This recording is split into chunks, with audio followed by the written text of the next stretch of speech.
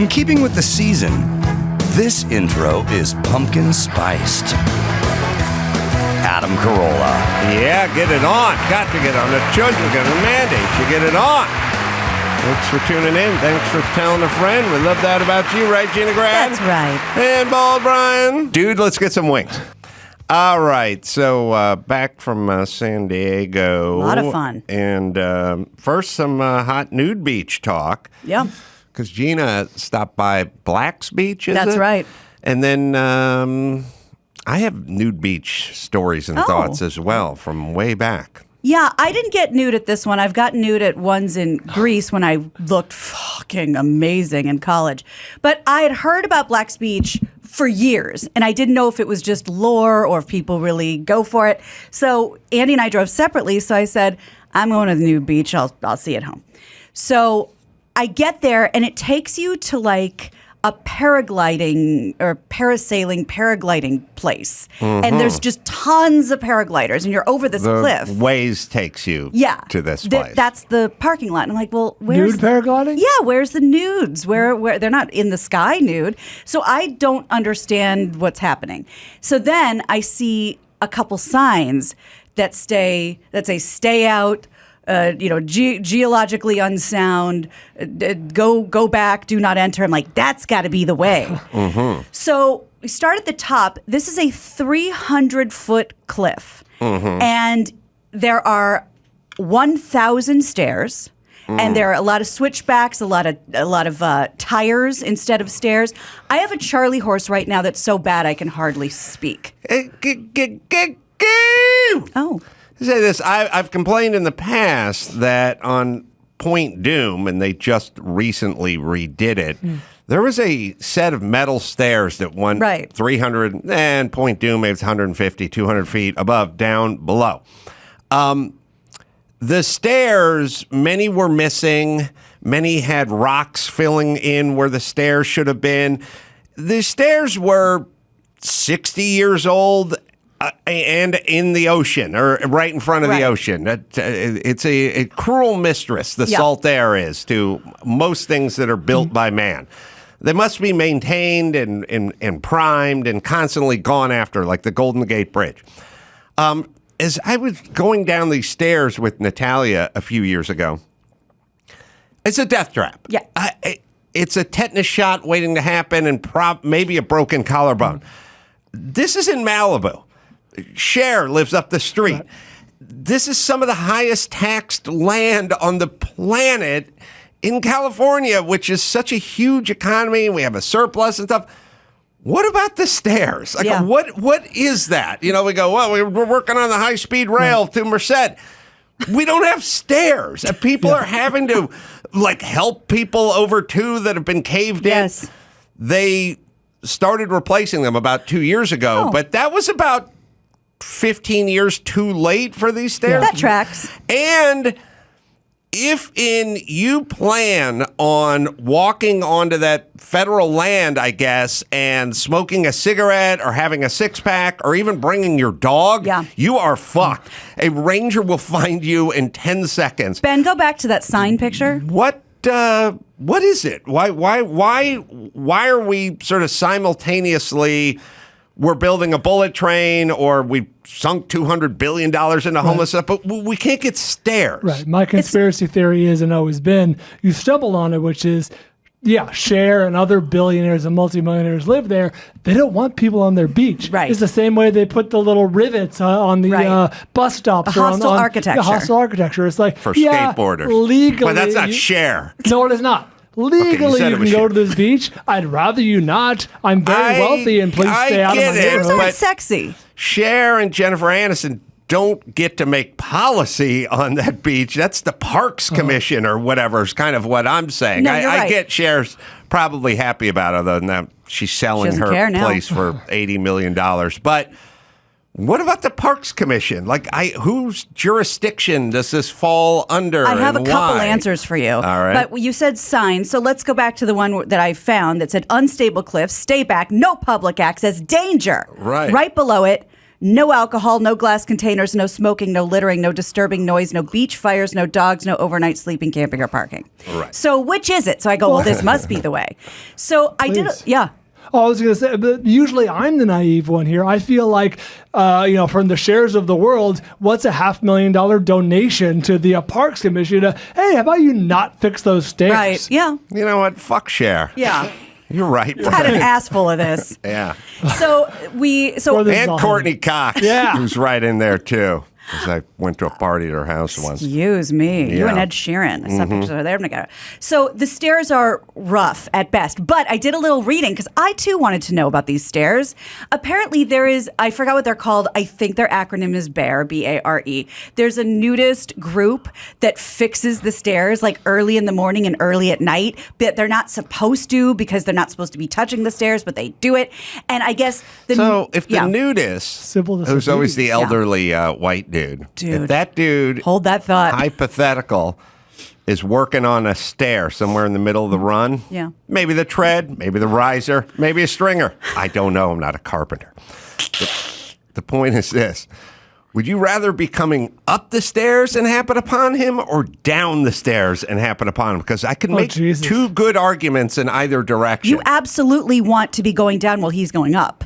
Well, he's working on a stair. Oh, right. I'm going off of what you said. He's the nudist who's fixing the stair. Right. I was thinking upright. That's a good question. Yeah, I think you're damn if you do, damn if you don't. You know what? And that You I gotta changed pick a my direction, answer. Bryan. I changed my answer. I go crotch. You go. I don't want to go full into the you anus. come down. Yeah. Yeah, I'm going down the stairs too. I've given that some thought too, but at least the anus. At least with that, he doesn't have the eyeballs on you. That's He doesn't true. know. There's no eyeballs in your You anus. could sneak up on him. one There's the brown one eye. brown eye in the Right. middle, but you at least that way doesn't have to be an uncomfortable True. long. Oh, all right. he's not uncomfortable. You're right. All right, so So these are the best looking stairs. So I'm finally getting down. It was much harder for me on my legs and my knees to go down the stairs than to go back up, because I was doing so much trying to steady myself that I just got this crazy Charlie horse. So finally seeing the bottom, I get down, and I'm kind of looking, and I see it's all dudes, and they're all 50 plus. Yeah. And it's just where you're used to seeing like beige skin, color for swimsuit, beige skin, just beige from stem to sternum. So everywhere you look, it was a lot of seniors, a lot of Yeah. senior citizens. They have the pup tent, they have the folding chair, their legs akimbo. I've said this a million times. When my grandmother tried to talk me into going to Elysium, the nude place in Topanga. What is it?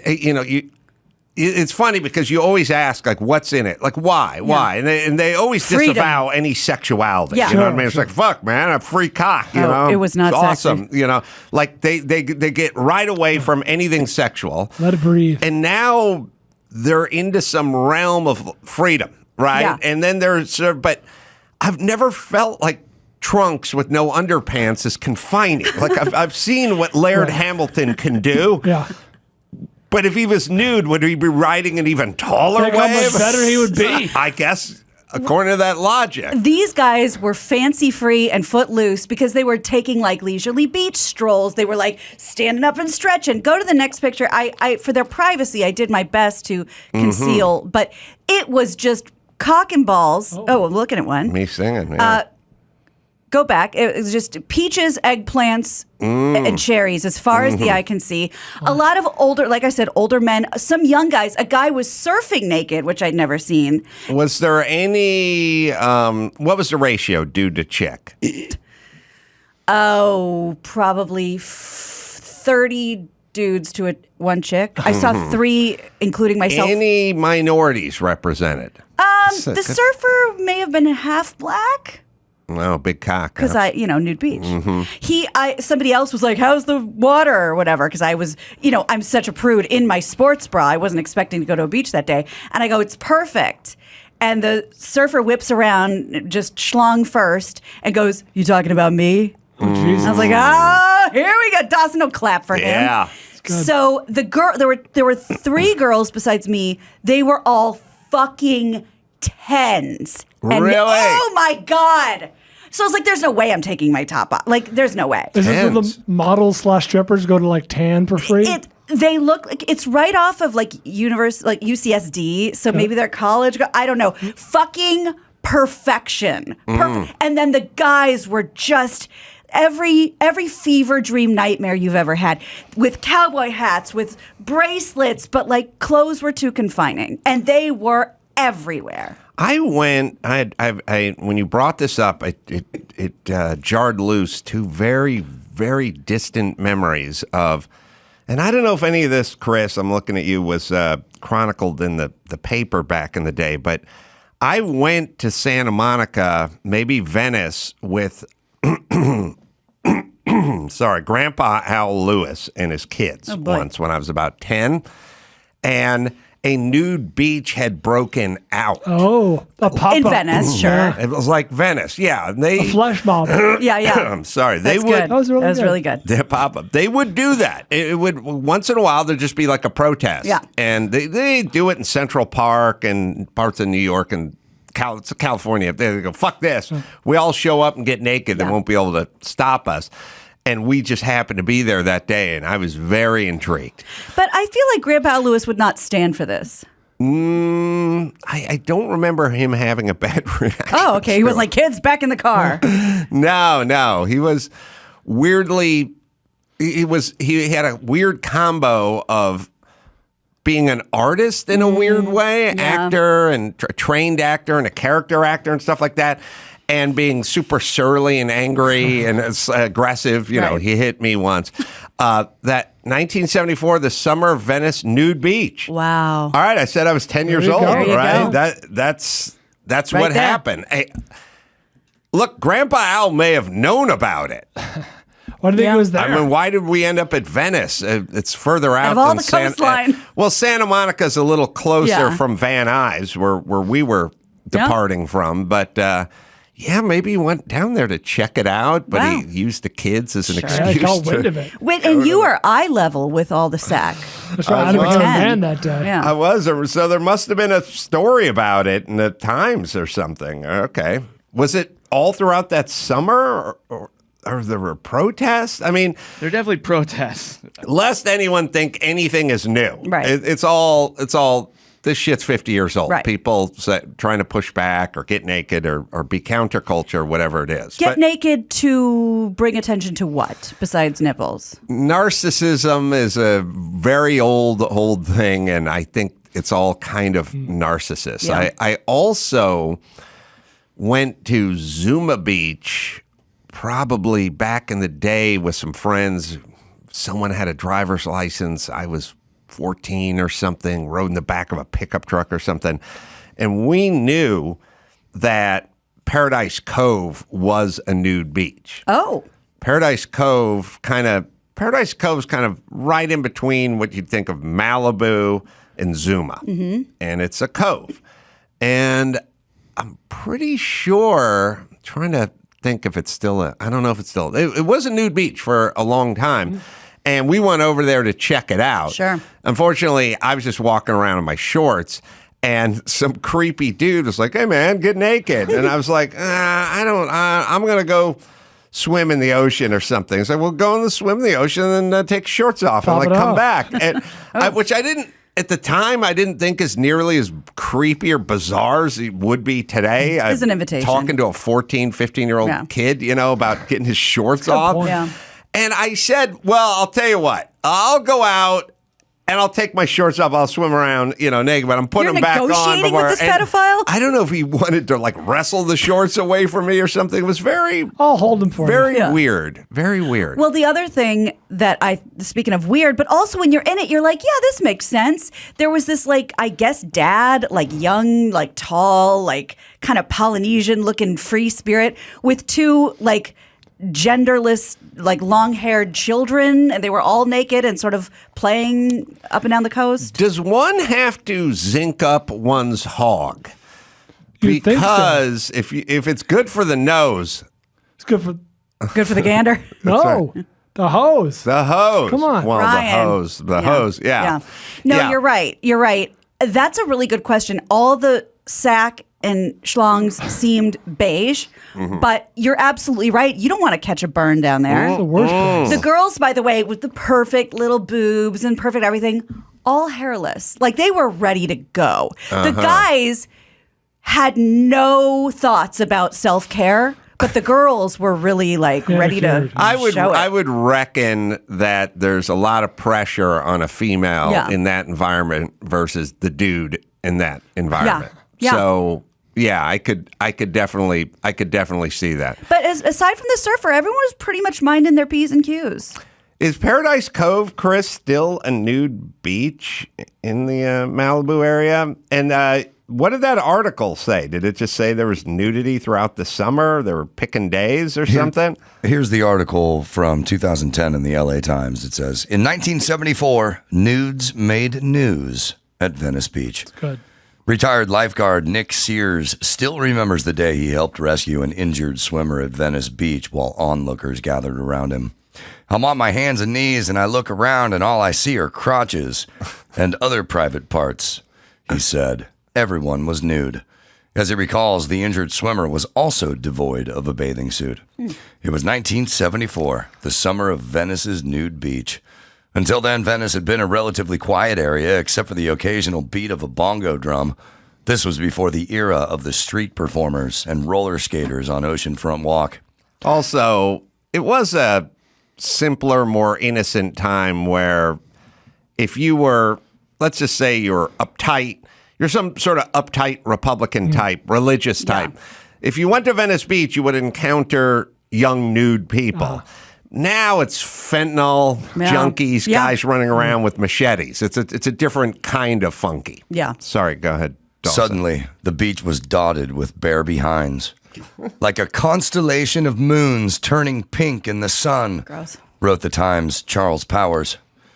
Pedestrian and airborne traffic increased like never before. Oh, that may have been Grandpa Al. That's right. Cameras were everywhere. See, it's funny because through the lens of a 10-year-old, I was like, oh, this just broke out. Yeah. We just showed up to Venice. Spontaneous. I've never been to Venice with Grandpa Al before, after. We were one and done.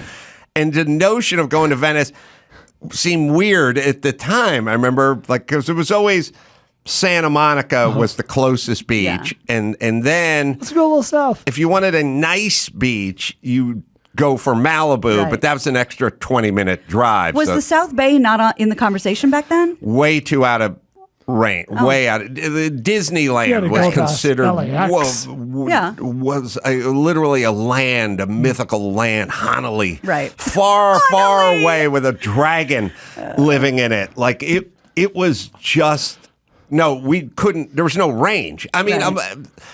imagine if you just go, I got a beat up old box of shit VW station wagon from 1969, or I have a beat up old Dodge Dart with a slant 6 in it from 1963 that I paid $300 for. Do you think you could just up and go to San Diego like we did, or get through the canyon? You're going to drive it up Good Topanga luck. Canyon in the summer? Good luck. Fucking overheating and vapor locking. Like, we were kind of captive. Yeah, you were 'cause confined. We didn't have the range. All right, hold on. Let me hit a spot here. Simply Safe over the holidays. Burglaries and package thefts, well, they spike. Our friends at Simply Safe Home Security are offering 50% off their award-winning security system. Order your system for half off today and enjoy advanced security and more peace of mind this holiday season.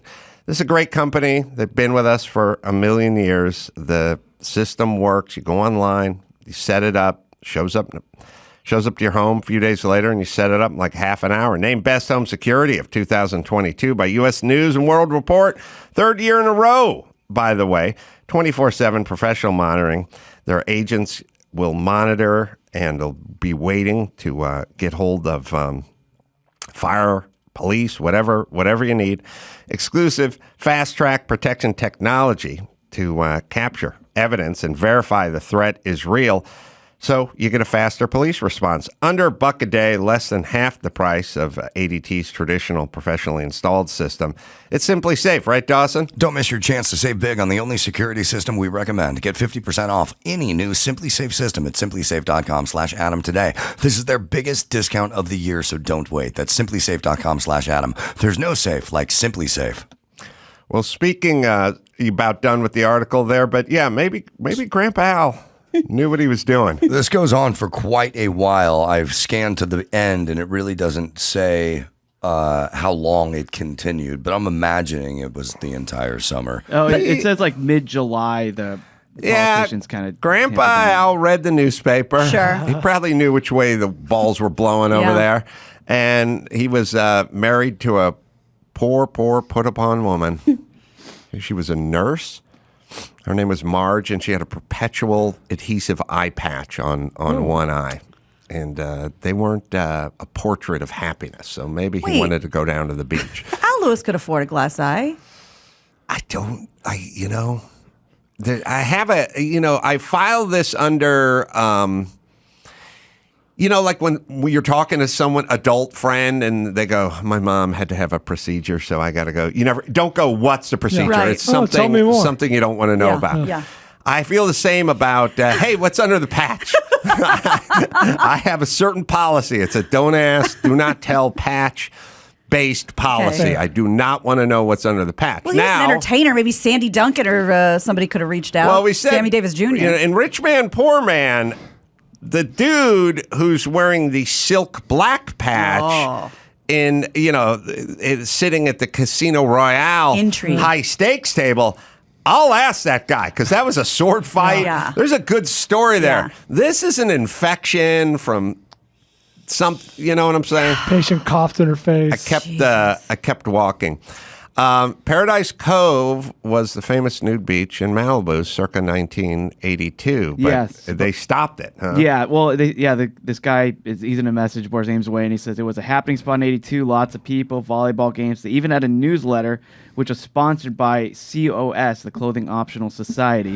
Cuz. And they had other gatherings as well. They even sponsored nude swims at Newman Swim Academy in Hollywood. All family-oriented, all were welcome. Those were the days. I still have a newsletter from that period. And then I was also informed that Paradise Cove is also mistaken for Pirates Cove, which is a big nude beach too. Oh, okay. All right. Well, shifting gears, but not really, because we're talking about ocean and water. I saw this story somebody tweeted me from you said it was an NBC report on there. I thought it was CNBC or something like that, but maybe it was. That doesn't matter. Anyway, there's a new thing, something I've talked about multiple times years ago, but I'll play you the clip. It has to do with black women hair products and cancer. Just talked about this. Yes, I've seen reports on NBC and MSNBC and CNBC. Yeah, but yes, I repurposed. talked about it, but I didn't roll the clip. I'll show you guys the clip. Concerning results are being reported from a new study showing that chemicals found in black hair care and cosmetic products have a greater impact on black women's risk of breast cancer. The study found that chemicals called parabens are responsible for the increased risk in black women, but the same results weren't seen in white women. The parabens also promoted the spread of breast cancer cells in the body with a bigger effect in black patients. Joining me now to discuss, MSNBC medical contributor Dr. Ebony Hilton. All right, just freeze it for a second. First off, Oh, no. the news anchor has let her hair go natural. Yeah. It's very curly. She's beautiful. Sometimes I do go, God, she looks really good with her natural hair. And then I go, yeah, but it's like when Nicole Kidman goes short, goes long, goes bald, and she's still hot. Still Right. You know, Kid. like, Right. am I just responding to her hotness or am I factoring in the hair? But the thing that's funny is the woman who's doing the story, she's on the right side of history. She's got tight ringlets sticking out, nice Coils. Coils got a nice 5-6 inch fro going. And the woman she's talking to, who is also a black woman, Named Ebony? Did I get that right? I so. guess, Oh my God. has Yes. the very long, Perfect. straight. It's rare to see a black woman with hair this long and this straight. So, unfortunately, she has to report on the dangers of what she's been engaging in for the last several years. Parabens are not something that I was completely unfamiliar with before this study because, often if you're like on the Sephora website, it will note like there are no parabens in these particular cosmetics. This is a movement that cosmetic companies have had to respond to, but help us understand the direct link between chemicals like parabens and breast cancer. What does the data show us? Right. The data shows that it not only helps promote the cells changing to be cancerous cells, but also to the progression of it spreading and being more malignant. And this is not just with parabens. We know there are many chemicals, not only in our cosmetics, but also in our food, in our air, in our water, that are contributing to increasing rise in what we see as cancer rates. And African Americans, unfortunately, we are time and time again, either through exposure through environmental racism, right, and what foods are actually allowed to be within our community. By the way, zoning. hold on. I now have this new thing. If anyone says right after they say something, it means they're lying about Yeah, whatever. I've been thinking about that for a while. Either it's environmental racism, right? Or no, but okay. So she's going to go on to talk about, she has a great line. You can back it up like 10 seconds. Sorry.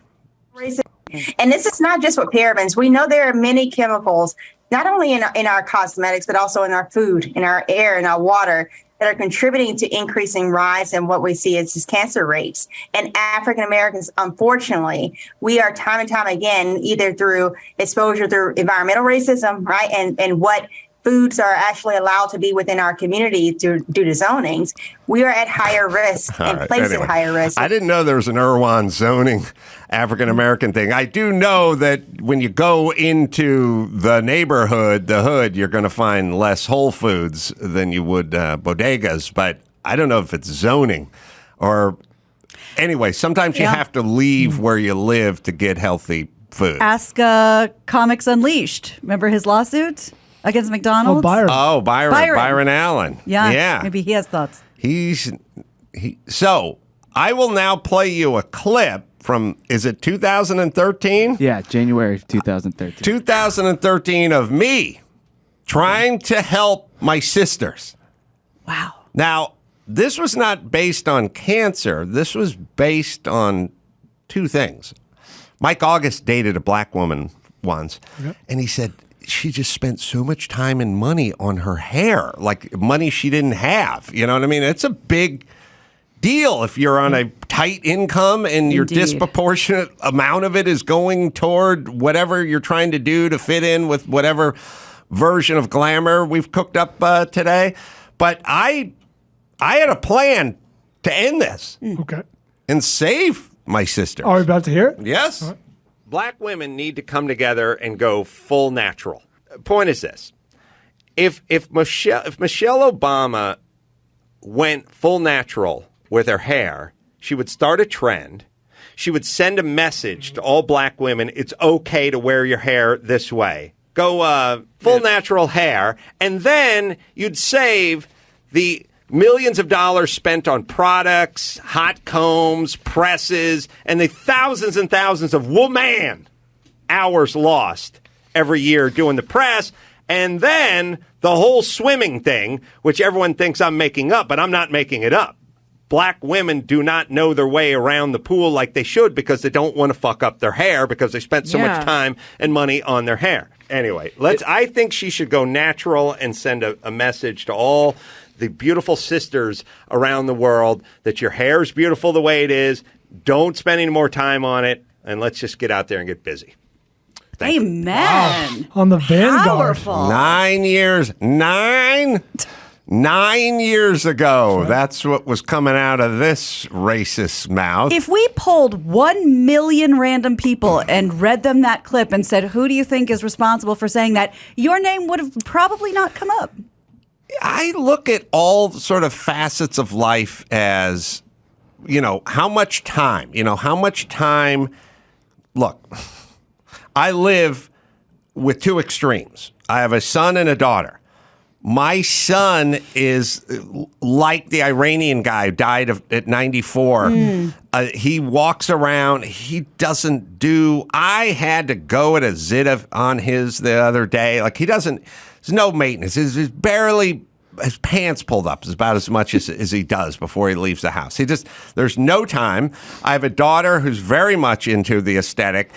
Already, at their tender age of 16, she has 10,000 hours in standing in front of something with a blow dryer going and spraying on him. And you want to talk finances. Oh, boy. I'm underwriting it, but at some point, God willing, she will, and that's a lot of goddamn money. It is. And it's just a lot of time that could be going in other more productive directions. And I think that if you got the trendsetters, the Beyoncés and the Michelle Obamas, and Oprah dabbles back and forth, she kind of toggles a little bit, as far as I can tell. But if they had a campaign. Ooh, this could be like part of Lizzo's body positive thing. Right. If there was a Lizzo's good example, you got a lot of tastemakers in that world to push this out there and hit it like you're hitting, whatever, voter suppression or whatever they get on, when they jump on or the women, the schoolgirls that were taken hostage in Africa by the Boko Haram? Yeah, Boko Haram. Oh. But yeah, I think. Yeah. We get behind. Remember the Coney? They get behind Hollywood. Sure.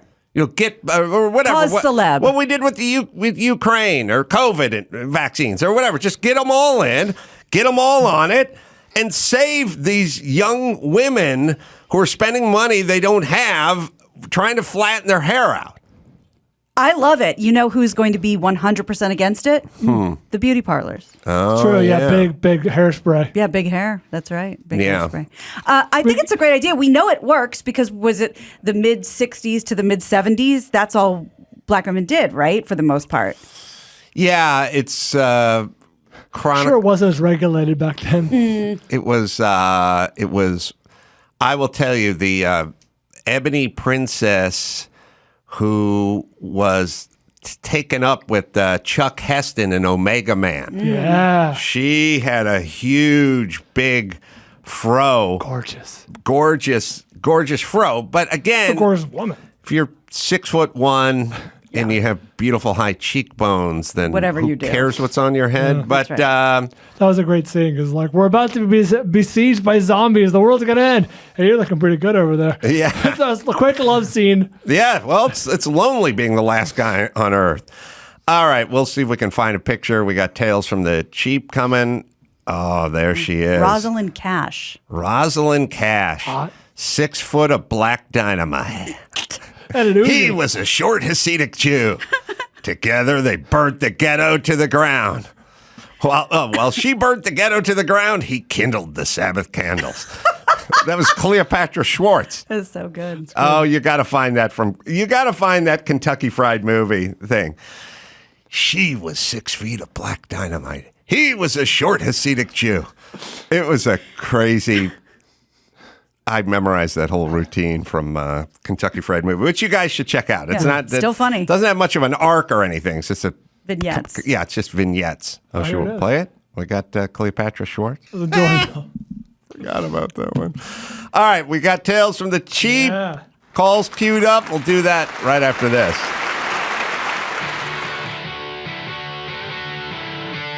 It's time to check Adam's voicemail. Adam, you did hot urinal talk the other day, so I wanted your opinion on something that recently happened to me. You're at a smaller public bathroom with just one urinal and one available toilet. You're at the urinal, another guy who wants to urinate walks in, but instead of using the toilet, stands behind you and waits for you to finish. What's your move here? Get it on. You can leave us a message at 888-634-1744.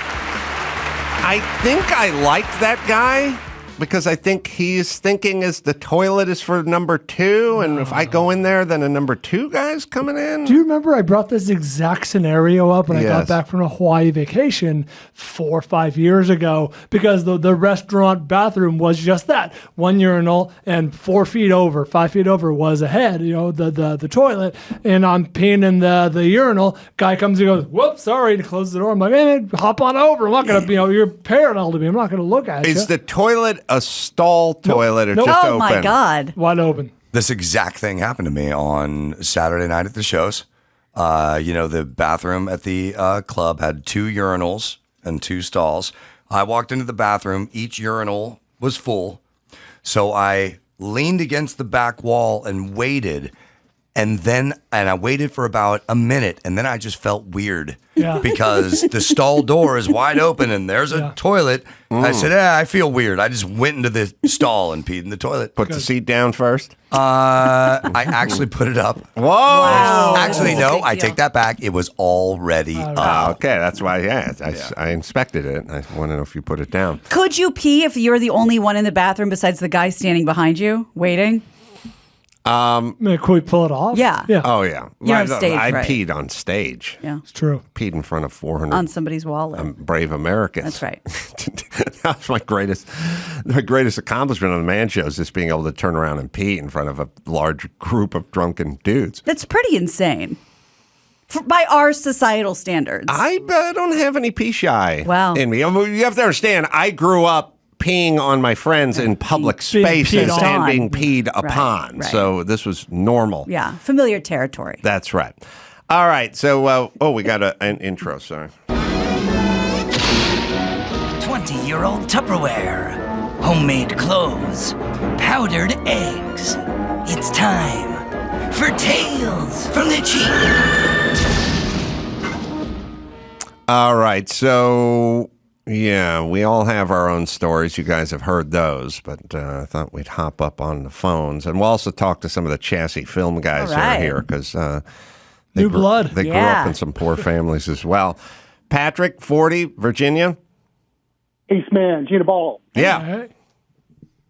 Hey, so 10 years old, early 90s, I'm the biggest baseball fanatic ever, but here in the D.C. area, no baseball team.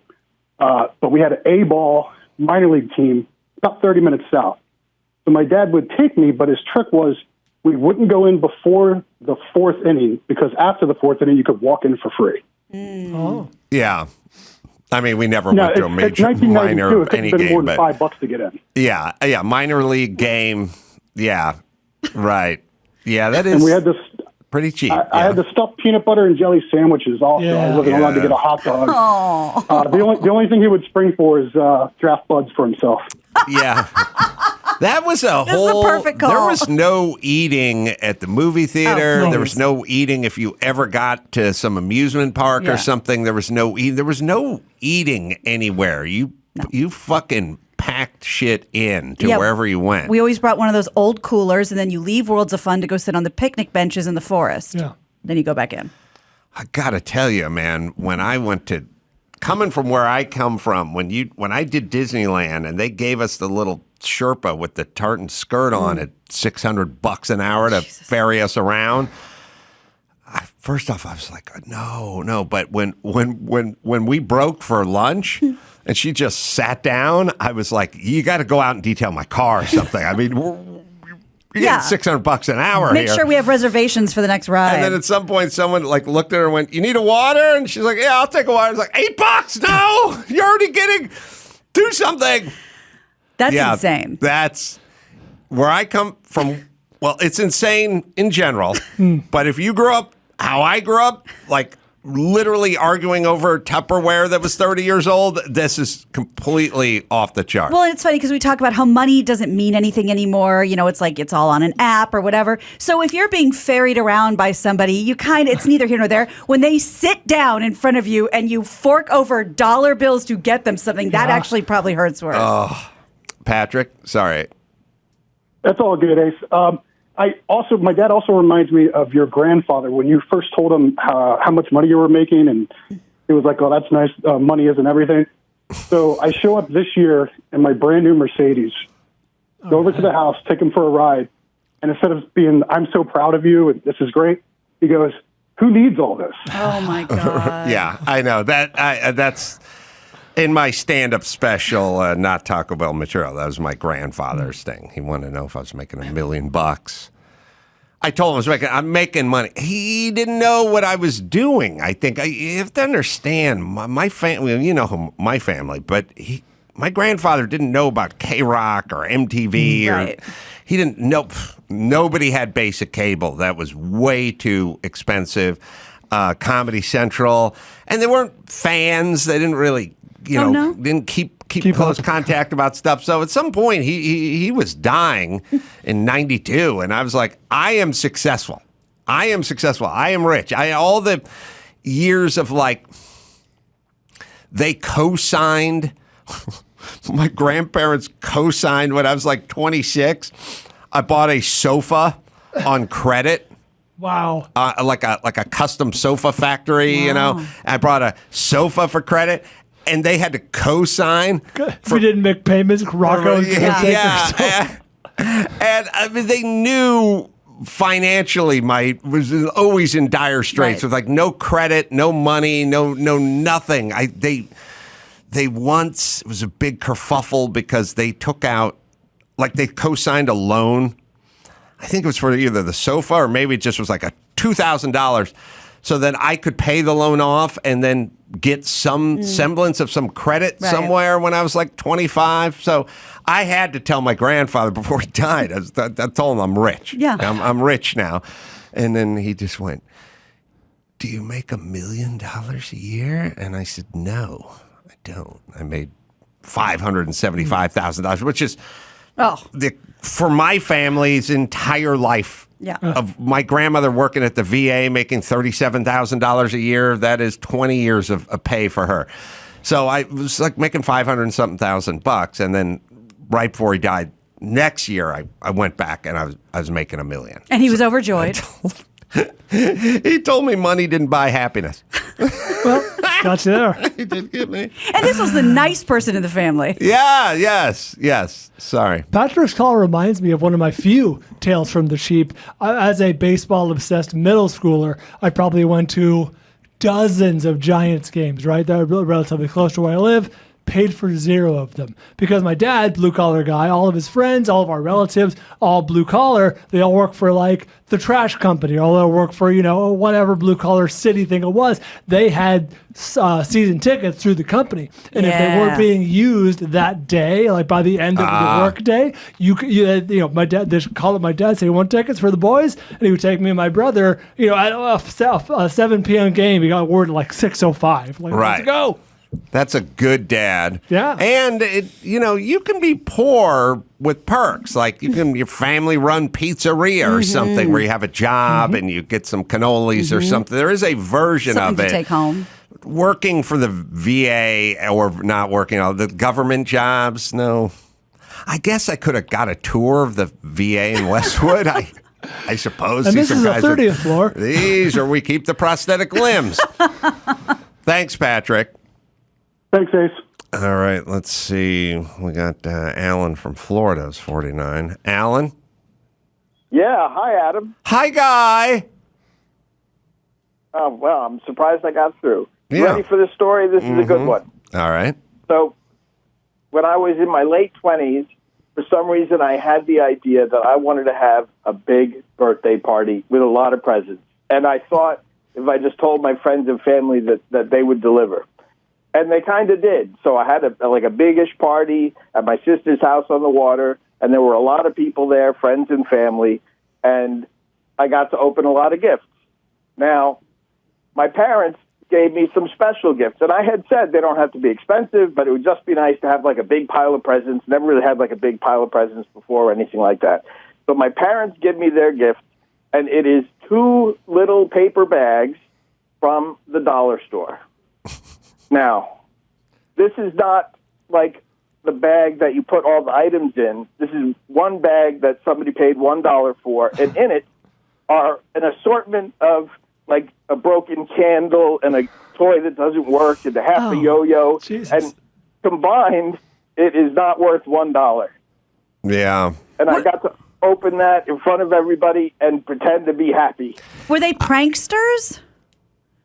No. Oh. I'm the prankster. I gotta tell you, my family is so lucky that I was 7 when half this shit went down. Because if I was the age I am Oh, my now, God.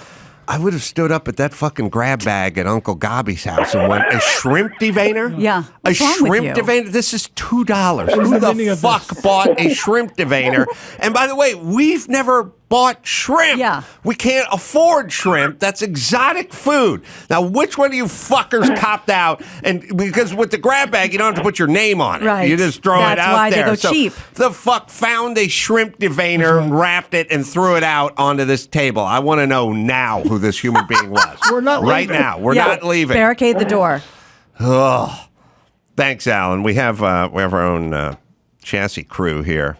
Adam's going to come up first. Adam. Yeah, hi guys. Yeah, I have 2 stories. One is the home haircuts. You know, your mom always giving you a haircut. She got better over the years, but one time she let her sister, my aunt, try it, and it was the worst haircut I've ever had.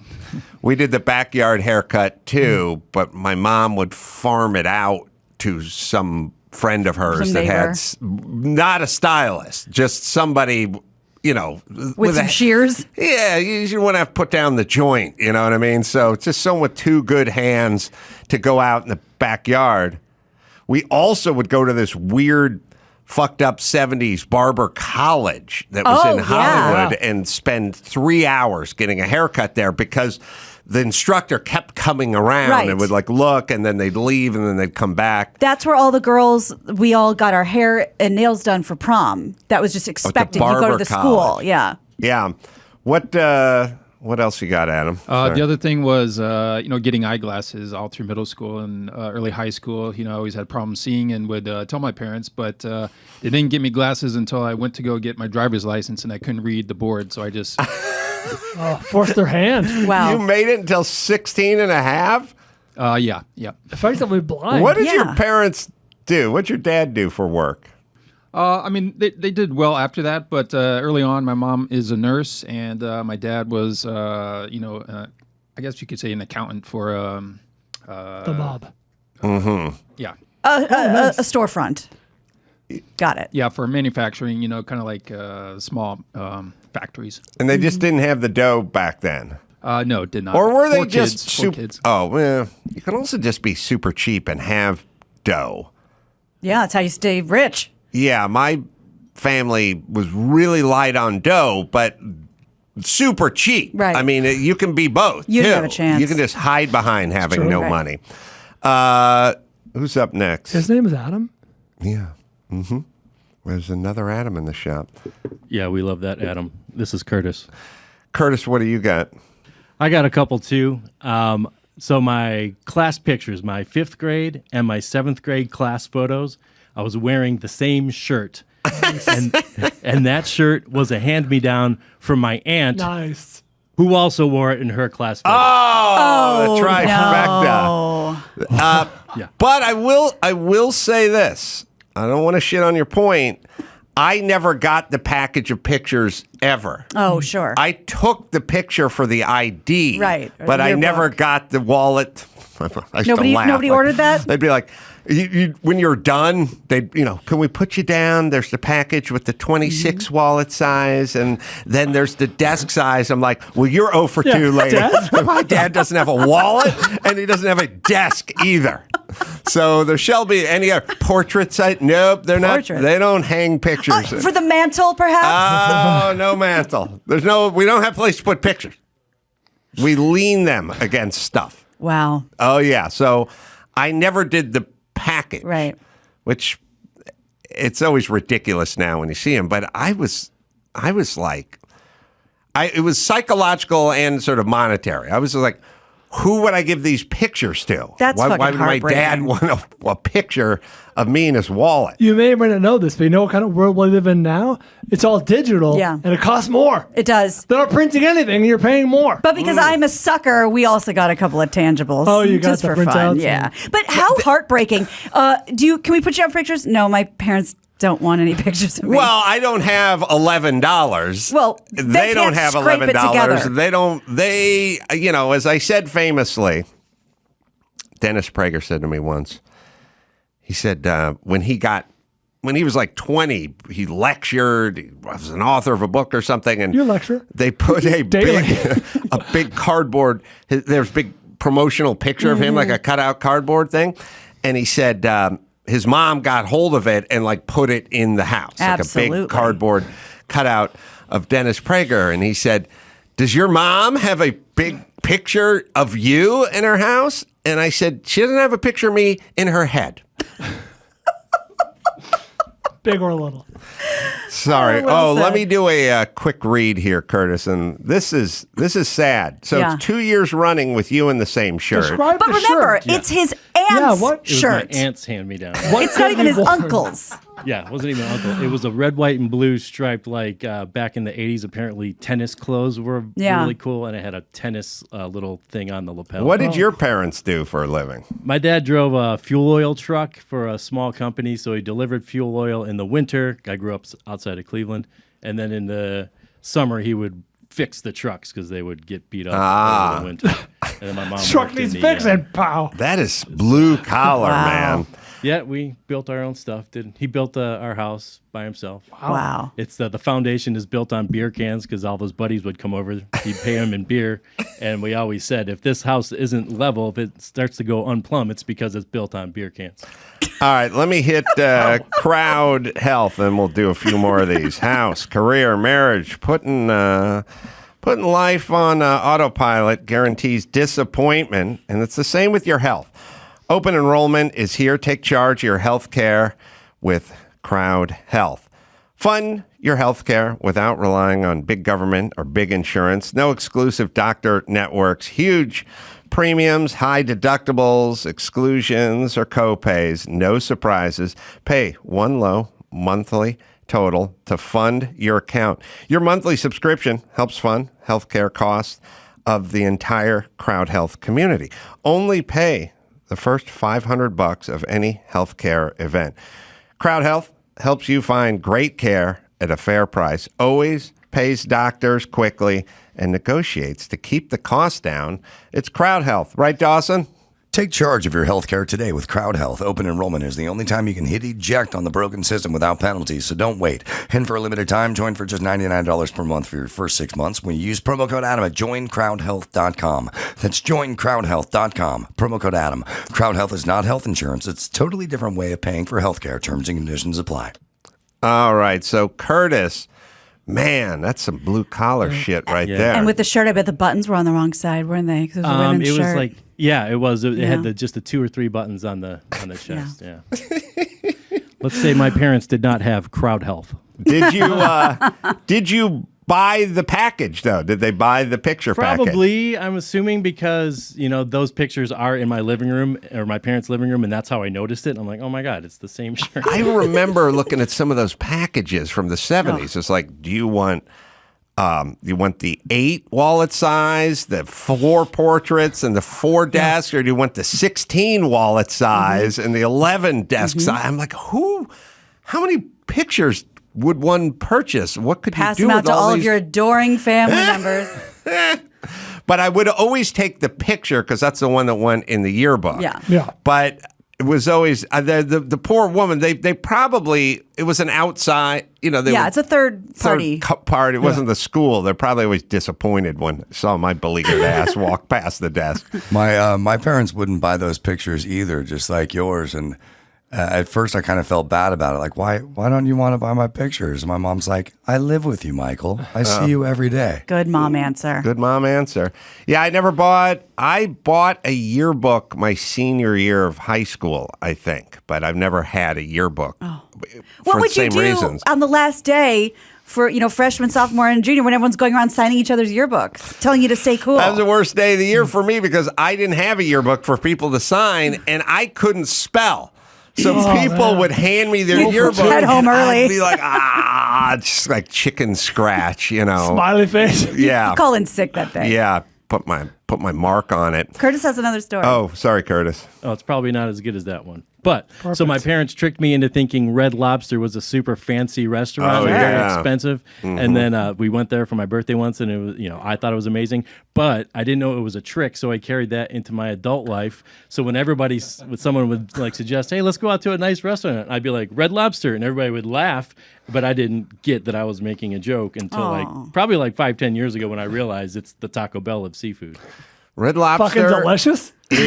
Red Lobster is weirdly expensive. That's the other thing about Red Lobster. And Jimmy and I went to research a movie, an Ivan Reitman movie we're writing on, and we went there, and they had a lobster-rita. It was a margarita, but it was a weirdly named. I remember that. I don't think I've ever been to a Red Lobster because that would be a little too rich for our blood. Yeah. But also, my mom every once in a while would take us to Olive Garden, which was a fucking huge deal.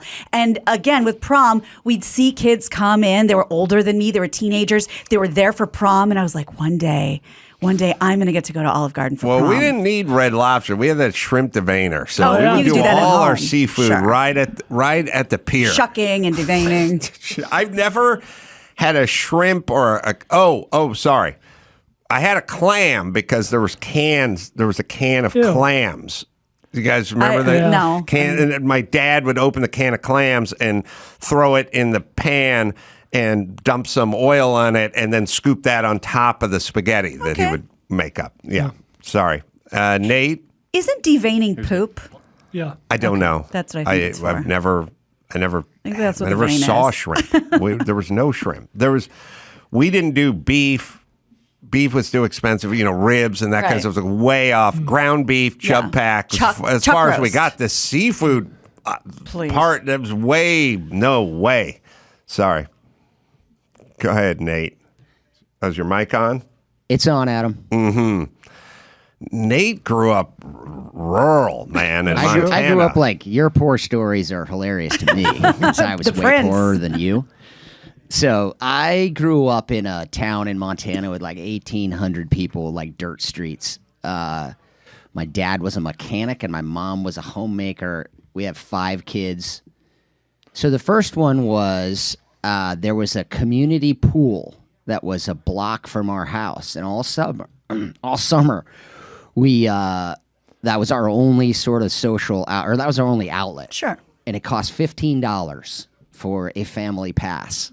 And I remember my parents like arguing tooth and nail if we could get that $15. For $15, 7 people could go to the pool every day all summer. All 5 of us kids could and go. the parents if they wanted to. And a bridge too far. Yeah. Oh my God. $15, and they were just brutal. Oh boy. Did they give it up eventually? Yeah, because it was the only thing we could do. That's the greatest bargain of all time. I've been the same way with me and Pop Warner football. Pop Warner football, I left the house. Mr. Gallagher would pick me up for the Saturday games and drop me off. And I was just occupied. Practice 3 days a week, games on Saturday, blah, blah, blah. It was East Valley Trojans wanted like $20 or something. And my parents were like, go in there and ask them for a scholarship. Oh my God. Like I was some blue chip recruit or something. I got offers from the East Valley Trojans, the West Valley Bruins. Bruins. Like, you get a helmet, pads, Duke Gallagher's going to pick you up and drop you off. Like, it doesn't cost you a thing. I'm gone at practice. We're eating up 4 months out of the year here of me being gone. And by the way, the guy buying Mrs. Gallagher's doing the Gatorade and the orange slices. Duke's taking us out to McDonald's if we win. You're not paying for a squat. I got to go in there and beg. And that's the worst. The mom, at least, you know what? I'm going to make a phone call. But no, you go in there and you ask for That's it. for the Reggie Bush package. I was so humiliated. I wouldn't do it. Adam, both my kids play in the East Valley Little League, and it's $285 a kid. What? And, my 9-year-old is now on the travel team, and his bats cost $350 each. Jesus. And he has 3 of them. Oh, that's the other. I would never, in my whole entire youth, like my baseball team when I was a little kid, when I was in Little League, we had 3 bats, like one big, one small, one medium. You either used whatever one of those you could, and that was it. I forgot about this one, but when I started Pop Warner, I was 7. I didn't have cleats. And the cleats I had were my neighbor, Ed Gravich, outgrew his cleats, but he was like 4 years older than me. So I had cleats that were 3 sizes too big. And that's how I played my first season. I think the next season I purchased cleats. Every moment in your life is nonstop humiliation.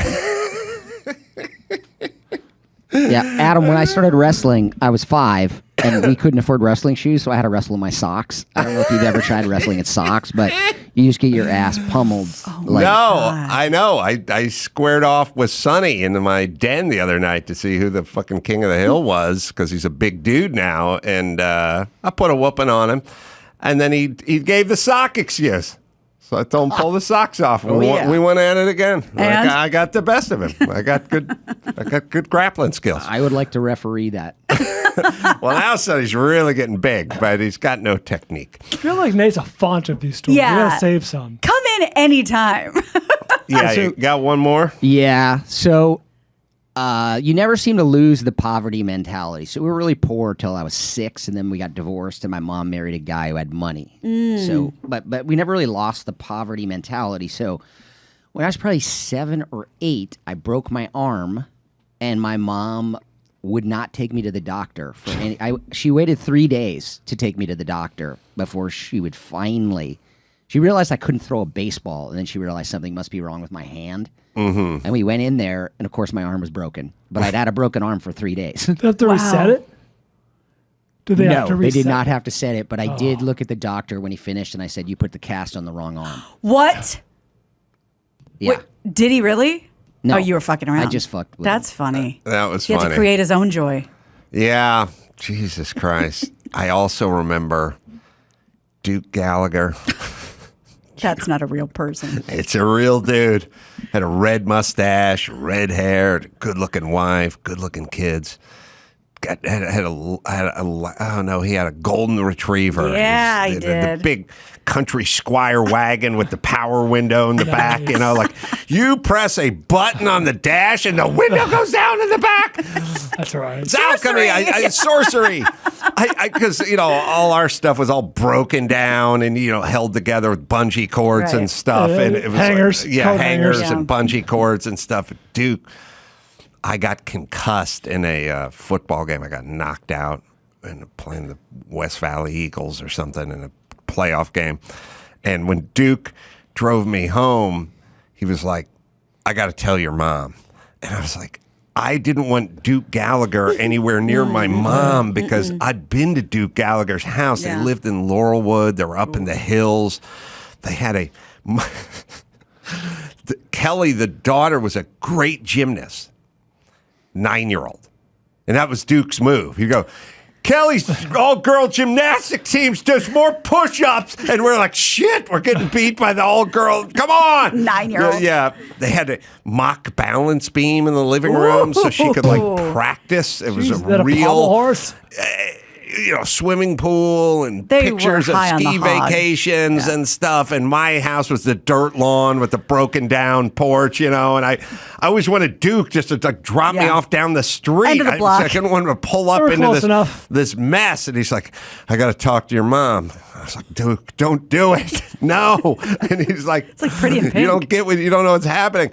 And he's like, you were concussed, you were knocked out, and I got to tell your mom, you should probably go get looked at or something. And I was like, I'm fine. I'll rub some dirt on it. It's like, got my mom. My mom's all disheveled and everything. And my mom had a breakdown, you know what I mean, in front of Duke because she didn't want me to play football because football was dangerous. And I was just standing in there going, oh, Calgon, take me away. Yeah. Sorry, Nate. God. You unearthed a thought about good. Duke Gallagher. I was going to give you one more about, right. You were talking about food. We survived mostly on deer meat. So one time my dad had shot a deer out of season. And we were in a van. All I really remember about this is they were trying to hide it from the game warden, so they shoved it under a mattress that was in the van, but everybody was covered with blood except for me because I was 4. So they were shoving me to be the first person the game warden would see when they my opened God. the door because everyone else had blood on their hands. Ew. So This is fucking crazy. they're talking about how to clean this deer so no one else would see it. Uh-huh. You know, because they have to clean it in the garage because we cut up our own meat. Right. Yeah. Did you get it home? Yeah. Oh boy. Oh, the Yeah, first- you were the like decoy. rural poor, and I was city poor. Yeah. So the first time my wife, who's a nice Jewish girl like like Gina, met my family, Oh. we walked in my brother's garage, and there were 5 deer carcasses and 2 elk carcasses, and she almost had an aneurysm because she'd never seen anything like that. And then he's like, "Nathan, get a knife. We're gonna cut these up." And she had no idea that I knew how to do anything like that. Wow. So I love it. I love his brother when the dog gets old or goes lame. Not taking it into town. No, my brother is the person who takes all the family animals to the farm. You know what? That's a mitzvah. Good for him. I do. I feel bad for him now that I realize how many of our pets he's killed. Old Yeller. All right. Well, you can go to ChassyMedia.com if you want to catch up on all the movies and the K-Rock doc. And we're going to be screening some of that in Dallas when we have our big land yacht cruise over there with John Popper. So check that out. You go to amcroll.com, get those tickets. Dane Cook. Oh, we have an outro? Sorry. Tune in for more Tales from the Cheap, if you dare. Dane Cook's got a new stand-up special, and he'll be in here to talk about that and other things right after this. Dane Cook's got a stand-up special, Above It All. It's streaming now at danecook.com, and you can get some live dates, danecook.com as well. It's a really funny stand-up special, and it's shot at his house, and it's beautifully shot and lit. Thanks, man. I would say. Good to see you. Good to see you. What was the inspiration for shooting it at your house? So, growing up, there was always like those summer nights where a bunch of neighbors would get together on somebody's, stoop, have a few too many beers and cigarettes. And I just loved, it was in my mind since I was probably about 10 or 11. I just liked the way people would congregate. And then suddenly it was funny. And then there was always a little bit of mischief, maybe some impersonations of somebody in the neighborhood, cutting each other up a little bit. It was like a little of everything, a little bit of a roast. And then there would be like little side stories where you could tell something really dramatic was happening. And it might feel even a little bit tense. And it just always stayed with me. And as I started doing stand-up over the years, it was, I would see some comics sometimes performing like Comedy in the Park or whatever in New York City. And I always thought, man, if I could ever have a beautiful front porch someday, if I make it that far, maybe I could put a camera there and try to find that middle ground of like performance. Here's it's somewhat formulaic. There's showmanship. I'm bringing you a show, but what happens when I add the comfort and the the introspective transparency of that kind of show being in my yard, on my porch. It was really beautiful. I mean, it was lit. Like in a way, I don't know how much went into it, but it was like, aesthetically. I mean, most comedy shows you go, oh, it's funny or it's not funny, and it was funny, and it was also just sort of gorgeous, dramatically lit. Who did all that? Well, it was really Marty Kullner directed it. Marty had directed my first special when I did Vicious Circle at HBO, and then he helped me to make Isolated Incident. And I called Marty up and told him this idea and why I wanted to shoot it here and why on my porch and why it's significant to the material. And he's like, why do you want to do this? And I said, because I'm very bored of the way comedy used to be the most interesting thing on television for me. I felt like it was so dynamically different in its ordinariness.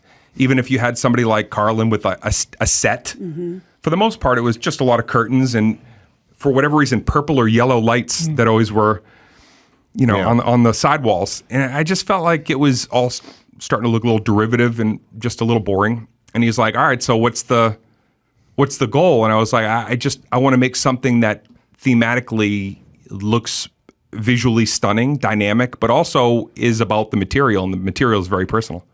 Are you in the Boston area when you start off? And how long are you knocking around before you explode? I mean, second album went double platinum. First comic in 27 years to have an album go top 5 on Billboard charts. I mean, I met you probably just before you exploded. Right. And then there's a couple of guys, Dice. I'm trying to think of a few others. Like people think maybe Chappelle exploded, but he's been around for a long time. But you just felt like had a meteoric explosion career-wise. But how long were you knocking around before that? It was probably a good 14 years before one night I did a show at Penn State, which was supposed to be a 5,000-seat venue, and they called me and said, "Can we move it to the field house because 12,000 people are here?" Wow. And that was like it's 14 years to be an overnight sensation, because back in 90 and 91, I already realized, oh, wait, I'm playing these college gigs. My dad, who was never in the industry, he was a broadcaster, he was a sports guy, but he said to me, "Hey, keep playing those college gigs." He said, "That's important that you play those." I go, "Pops, why is that?" And he goes, "Because the things that you discover in your college years, you want to take with you for the rest of your life. If you find that base, at least you'll pay, maybe pay the rent, right?" So I grew up with that college fan base, man, over so many years that by the time it got to right around 04, it was pretty significant, even though I saw it coming from about a decade back. And I mean, Madison Square Garden, right? Multiple shows. I mean, in an era where it was still the internet and the idea of like, that was one click. That was one post that I put on a MySpace page. I'm at Madison Square Garden. One click, no advertising dollars spent, nothing, zero. Not a radio tour, zero. And within a few days, they called me and said, "You want to add a show?" Jesus Christ. I know Fluffy's doing Dodger Stadium that's right. now. It's crazy. It's awesome. But is it hard to process, or is it just such a slow and steady climb to then the explosion? You were acclimated to the altitude, going up 10 feet a day. I was, but at the same time, I was languishing. By the end of like the 90s, I think I thought, oh, okay, if I keep doing this, putting asses in seats and doing these colleges these way, I kind of felt like, all right, in about 5 or 6 years, the industry is going to call me and go, you put yourself on the map, kid, and you've got the data. And that didn't happen. There was no incoming calls. I moved to LA. I did a TV series that went nowhere. And suddenly it was like 2 years later, I'm just in my apartment going, oh, I'm not the belle of the ball. I have to try to figure out how to communicate with my fans and kind of put myself somewhere. And that was really like just using tech and using that early MySpace and website to create a hub. Yeah, you were. I mean, I guess comedians are notoriously not very tech savvy per se, and I remember we were talking about you. It was like, oh, this guy's he's using the internet, or he's got MySpace, or he's going straight to his fans and cutting out the middleman and all that kind of stuff. And I guess most of us were just sort of confused by it.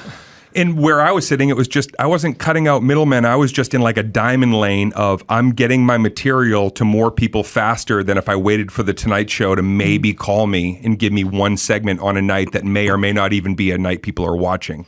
So I kind of looked at it as like, oh, this portal, this internet, window, I'm reaching through it 23 hours of the day instead of waiting for one set at night to maybe be a golden horseshoe moment, which could never come. It's way more efficient.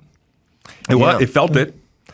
It's so onto the subject of your half brother, because I heard you doing a very interesting podcast a couple of years ago, but I don't know, I can't remember the podcast I was listening to. But you got into this whole story about your half brother embezzling millions of dollars, and it was just part of the reason I filmed it at my house. I almost lost that house that I'm standing. Oh, really? Yeah, I sat on that porch with him 2 weeks before I put him in prison. Oh, wow. He was a half brother, right? I think it's a couple things. Like, people will say, "How could you let this happen?" Like, all this money coming in. I can tell you as a guy. A lot of people say this.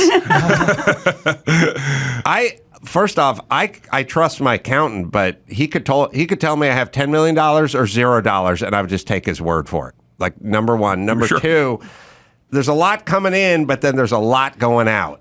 And also as a comedian or any artist, you really just want to focus on the art part and not the business part. So you kind of turn a blind eye to it. That's why with family involved, you feel even more so like, I can breathe. He's looking out for me. He's my older brother. So more so, I'm like, while I deal with the piranhas of Hollywood, he's got my back. I didn't realize. Nothing to worry about. Right? Yeah. Was he's your older half brother? Yeah. So he was on whose side? On my mom's previous marriage. And he's how much older? 6 years. And was he an accountant, or was he in the business, or was he a manager? He had a bunch of jobs in a managerial position, but what was interesting is mid-90s, he was a corrections officer at Walpole State Prison, Cedar Junction, one of the hardest maximum securities on the East Coast. And he was working there. And I said, I want you to quit that job and come work, for your baby brother and bring you on the road with me, and I'm going to try to figure out how to make this career work. To which he responded, you're not even making anything really of yourself. How do you expect me to be on this ride? But I was like, I don't want you to work at the prison. It makes me nervous. He'd already been attacked by an inmate. So he quit that job to come work for me and help me pay my bills and pay the rent. How much did he embezzle? We did a forensics audit as far back as I could go, and I went 12 years back, which was about as far back. Millions and millions and millions and millions. Was he showing up in increasingly better cars and not talking about it? Never. He was squirreling it. He was a person who wore the same outfit every day, never wanted or needed anything, and seemed to live a pretty generic lifestyle. But people that, squirrel and steal, they just kind of want it, and then they feel entitled to it, and they just hide it. So was there any of it left by the time you caught on to him? I wish I could say he was a great investor. He, he knew the right stocks and spots to circumvent, but the reality was, no, there was really nothing. There was scraps. And it went on for 12 years? At least. It could have gone on from the first day that I brought him on board. I don't know. And how did you become aware of it? I became aware of it because I wanted to buy my first home from the special. And what year was this, sir? This was 12 years ago. So I've been up at the house since 2010. And I was like, hey, listen, because my company's back in Massachusetts, I want to do things on the up and up. I'm going to be a permanent resident here. I need to move the file cabinet here. So I said, just send the file cabinet.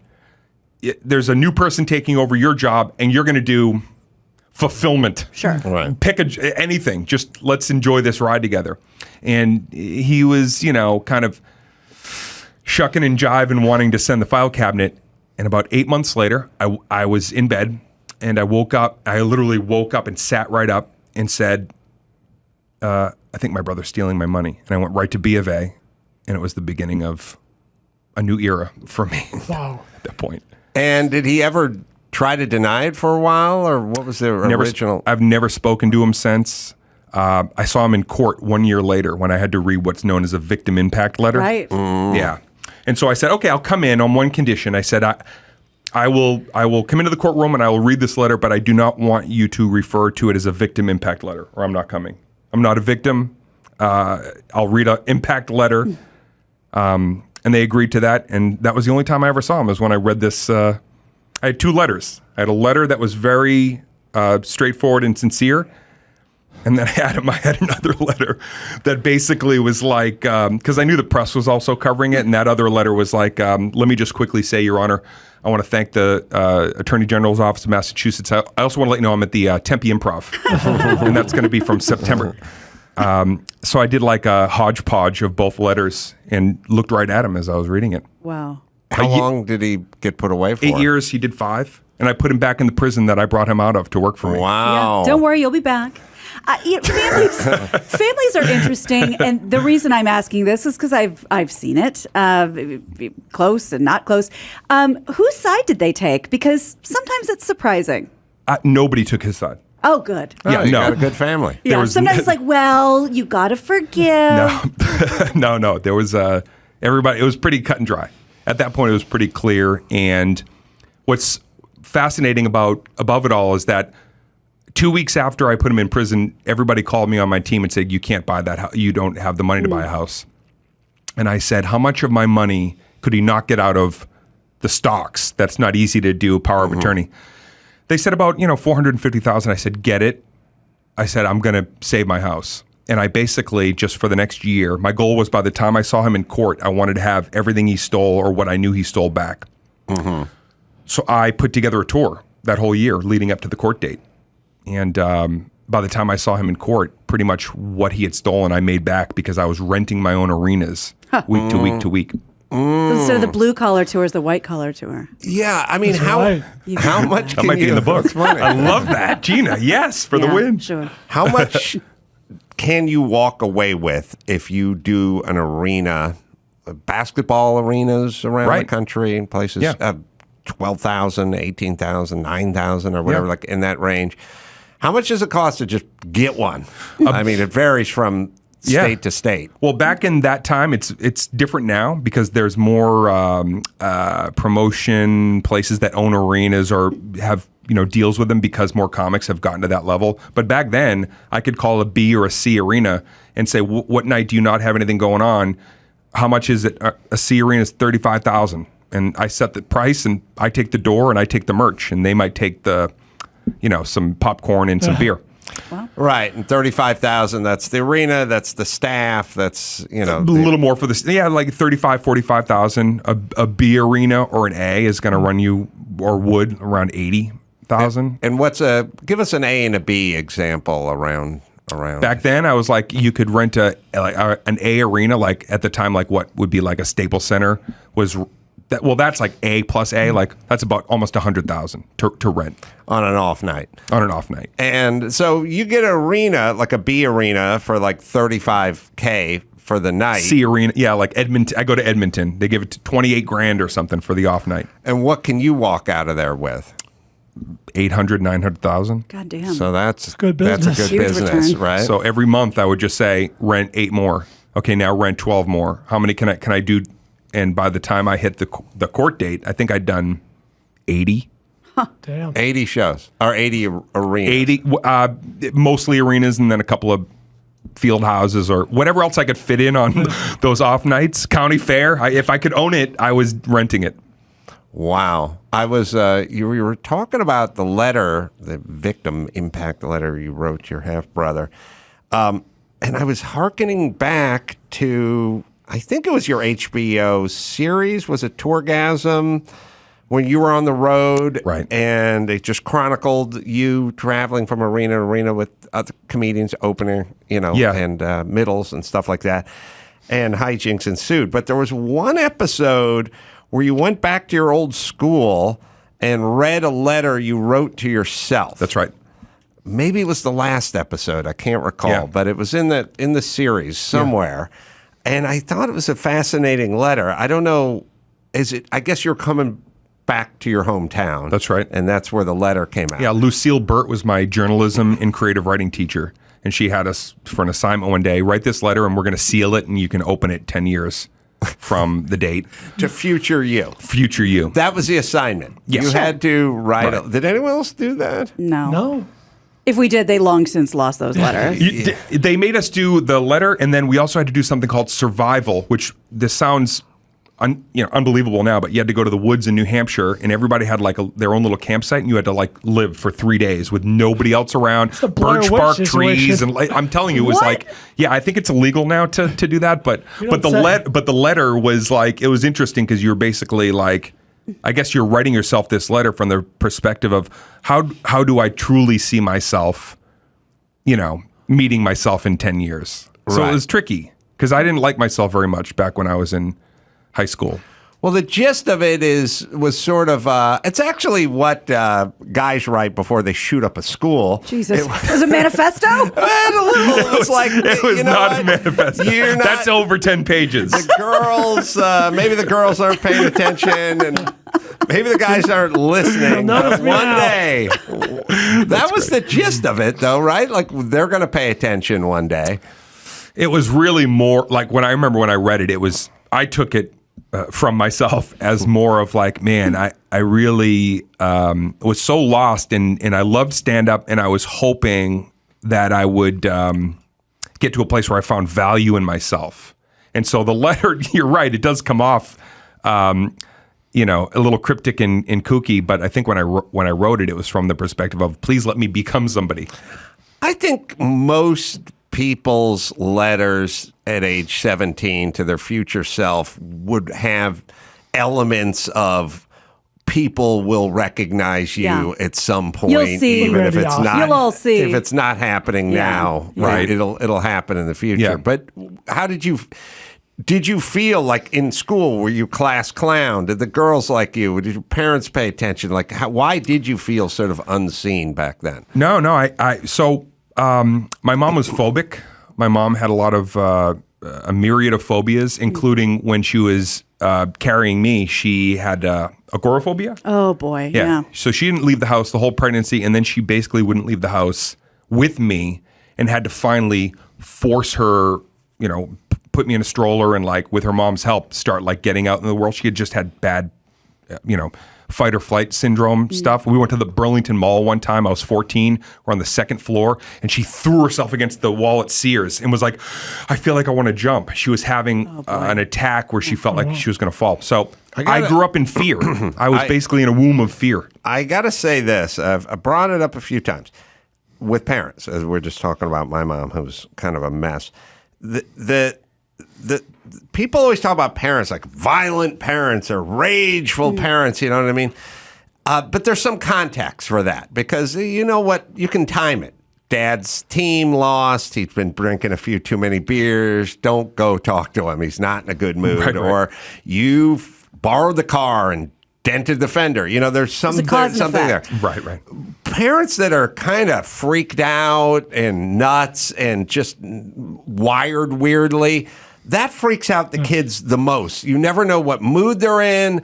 It creates a lot of anxiety. You're not sure if they're up to this or what's going to set them off, or if you're going to share some bad news with them or ask them for something and they're going to start spinning out. Or even worse, you're just at the mall having a nice day, and then it's fucking like the bomb comes And it in. makes the kids feel out of control, which is the worst thing. It's much better to have the mean dad or the angry dad or even the dad that occasionally gets out the belt than the out of control parent psychologically. Right. Well, it what that did for me though is when I felt like my mom was out of control, it grounded me. And even though I was a kid, I felt like I was kind of the mature one. Mm-hmm. I dealt with more social anxiety, introvert. At least I felt like I could be her anchor when she was spinning a little bit. But you bring up the dad, my dad drank, and it was a household where I grew up on a tilt. I didn't know till I was in therapy in my late 30s that I lived always at an angle because you just didn't know what the day was going to be based on where my dad's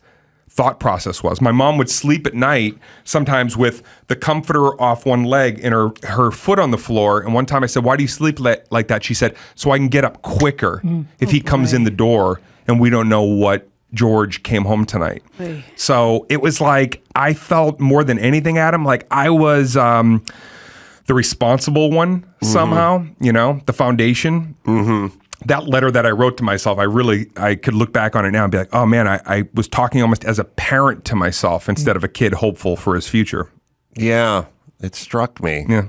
But it turned out you were right. I mean, you're filling A and B arenas. Also, people forget, or I don't know if they forget, that Dane played the casting director in Windy City Heat. One of the best movies ever. Roman Polanski was his name. That was one of the funniest. Red Bat, Blue Bat is still one of the funniest films. Scenes in a film. Red Bat, Blue Bat. Hilarious. I've never played you guys Red Bat, Blue Bat. Well, we'll show you with show you Dane with Bobcat. Perry. Yes, sir. Hi. Thanks for coming in for the lead role in Windy City Heat. I'm sure you know our director. Hey, Bob. Good seeing you. Bobcat Goldthwait. Good to see you. Can I shake your hand? Oh, yeah, pleasure. Just getting over a little poison oak here. Okay. Oh. Sorry about that. All right. Yeah, just find your mark up there. And you have all the material that you need, right, Perry? Yeah. Do you want me on the white or on the black? The other mark. This one. Find your mark there. Just find the light. The other. Just find your light. If you could just find the light. This one? Correct? Actually, Action? the other. You find your light there, Perry. Downstage. With the tape. Downstage. With the tape. This one? I can watch the whole thing right now. I know that it's brilliant. A movie makes me laugh every goddamn time. I never watch it, but I should. It's so good. Yeah, the red bat, blue bat was the scene where one of the bats was fake and the other bat was a real bat, and he thought, "Oh, we should find red bat, blue bat." Yeah, it was right. He was taped to the chair, and he was adamant that they just take out the real bat and have the killer come in with the prop bat. Yeah, it's kind of it's kind of vaudevillian in its own way, but it does show you that humor hasn't changed all that much. While they look for that, one of the joys of watching old movies is coming across faces that you recognize later. Yeah. I was watching Mystery Men not too long ago, and Dane has a cameo essentially as the Waffler. He's trying out for the Mystery Men. He wants to be a superhero, and his power is to like use a waffle iron against his enemies. That's right. That's right. Oh, we'll show you red bat, blue bat. I want to explain this again. Red bat is the wooden bat. Don't hit Perry. Don't hit the money. You'd hurt his bat if you got smacked in the head with that. So blue bat, rubber bat, mole. Mole's distracted. What? Dude, I got it. Let's do this thing. What'd you fucking do it? You got it? Red bat. I got it. Red bat, real, blue bat. Yeah, red bat, blue bat. Do it. Red bat, blue. All right, guys, break a leg. Use the blue bat. Mole. Let's do it. Let's rock this thing. Let's rock it. Let's rock it. It's all right.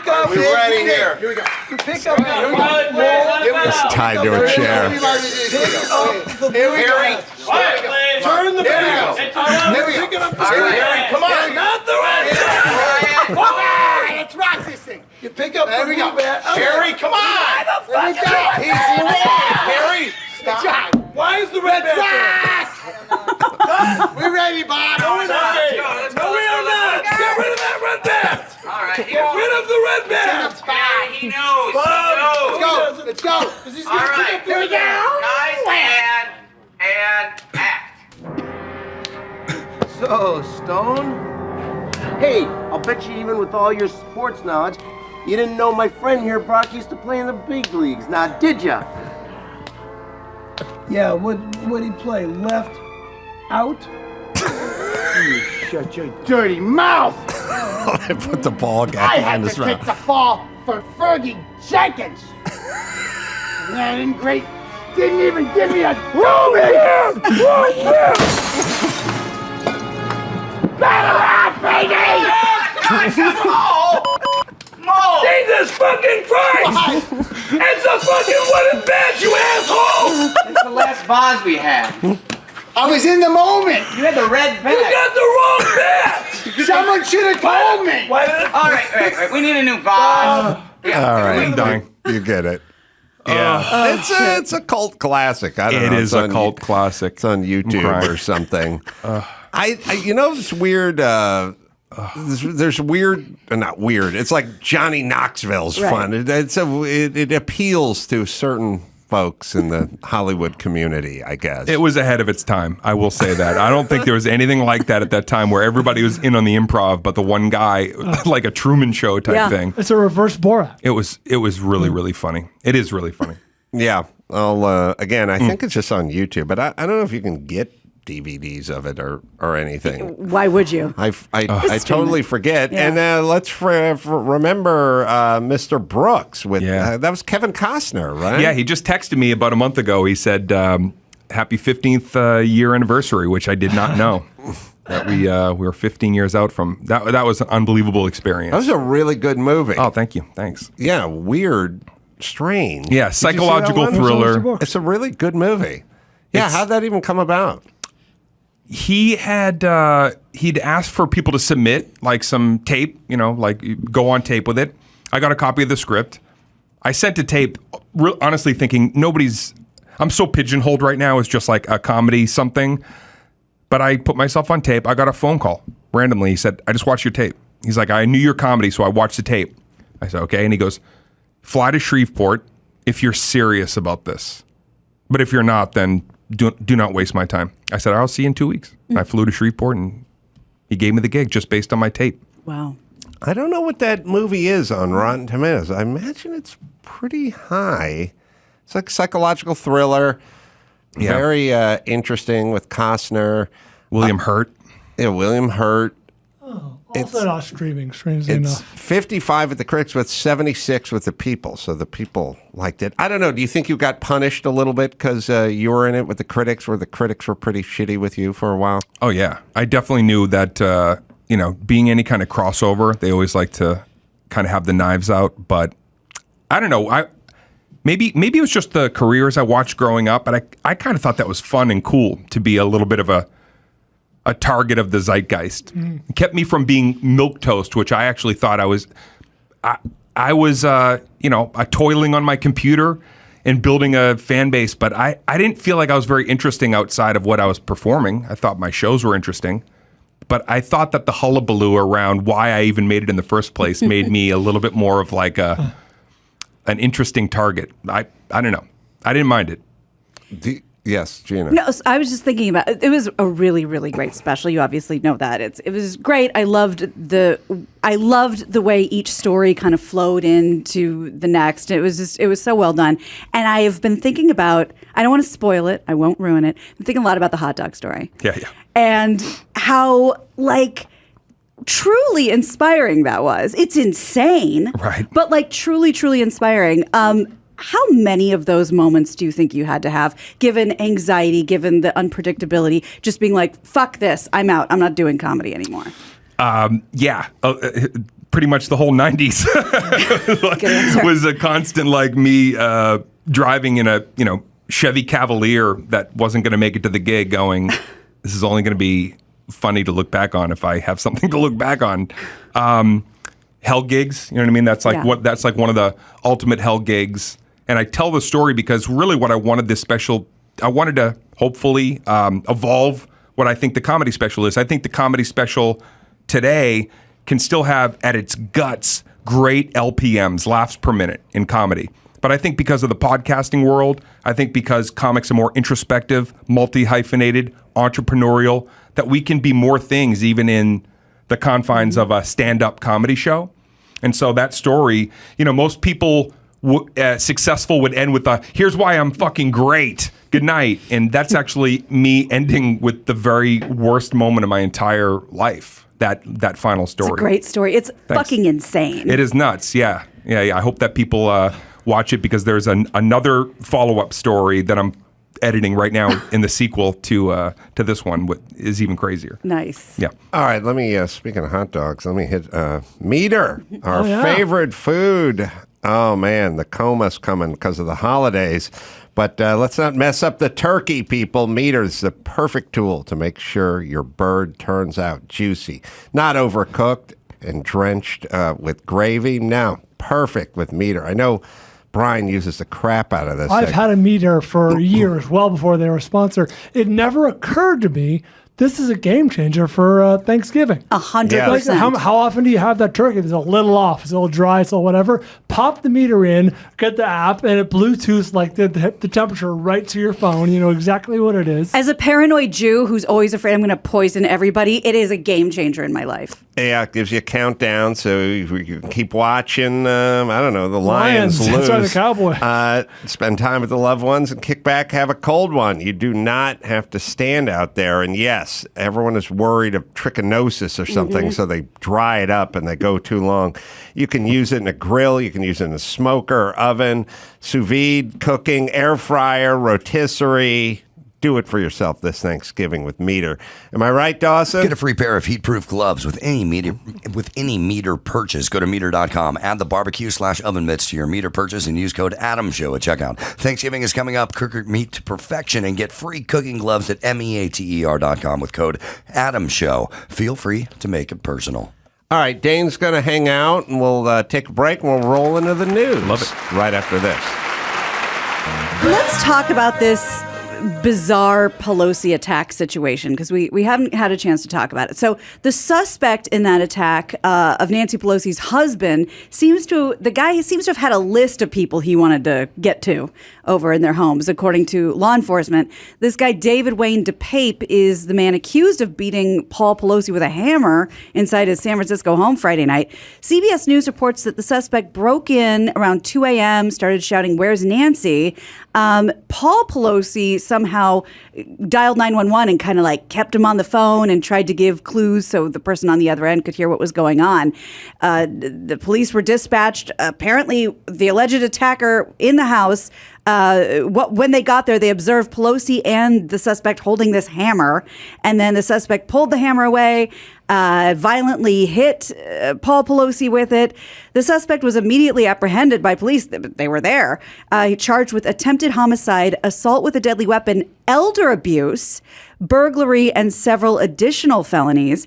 A CBS News review of the suspect's social media post said that he's really into like Holocaust denial and pedophiles in the government and child sex rings and thinks that was the same. He's a nudist. Yes. I'm surprised you didn't see him at the beach. You know, I might have, but some guys are wearing hats. It's got to be weird. He's nuts. He's a nudist. And I think he showed up in his underwear. Makes sense. Was, I guess if you're a nudist, but you're going to break and enter, you have to put something on. Felt you don't want to overdressed. get your balls cut on broken glass as Right. you're, whatever. Maybe they got a dog. Right. You know what I mean? Like, you got to put some shorts on. I just like that this is the minimum amount of clothing he'll wear is underpants.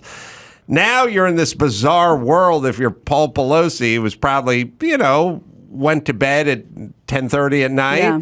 And judging from a recent DUI, maybe he likes to have a drink before he nightcap. goes to bed. And then at some point, you're standing across the hall with another guy who's also in his underpants. And you have to have this moment of, did I break into your house? Like, what?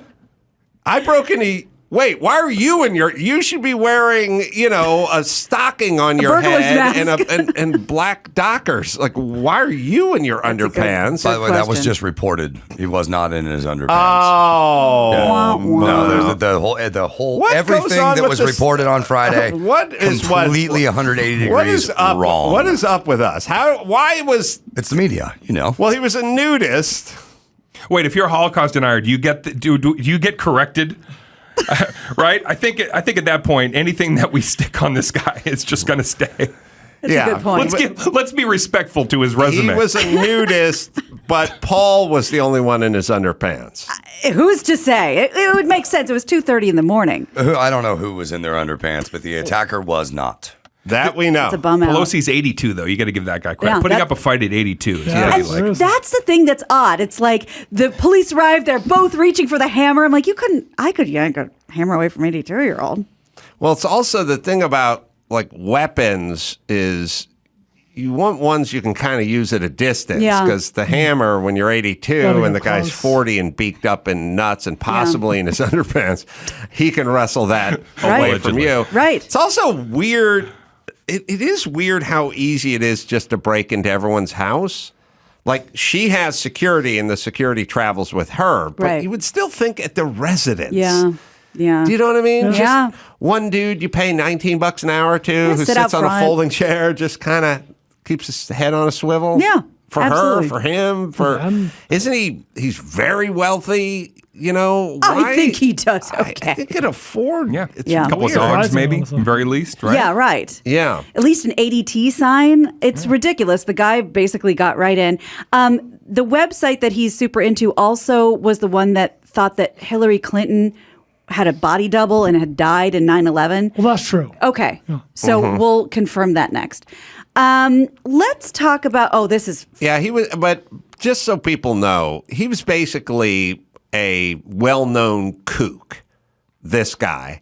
And he was like molested his kids and could be violent. Paul Pelosi? And yeah, and didn't really play by the rules. And all I'm saying is whether it's San Francisco or LA or wherever, if there's enough kooks just kind of wandering about, at some point they're going to start putting their hands on people. Yeah. They're going to start pushing people in the subway.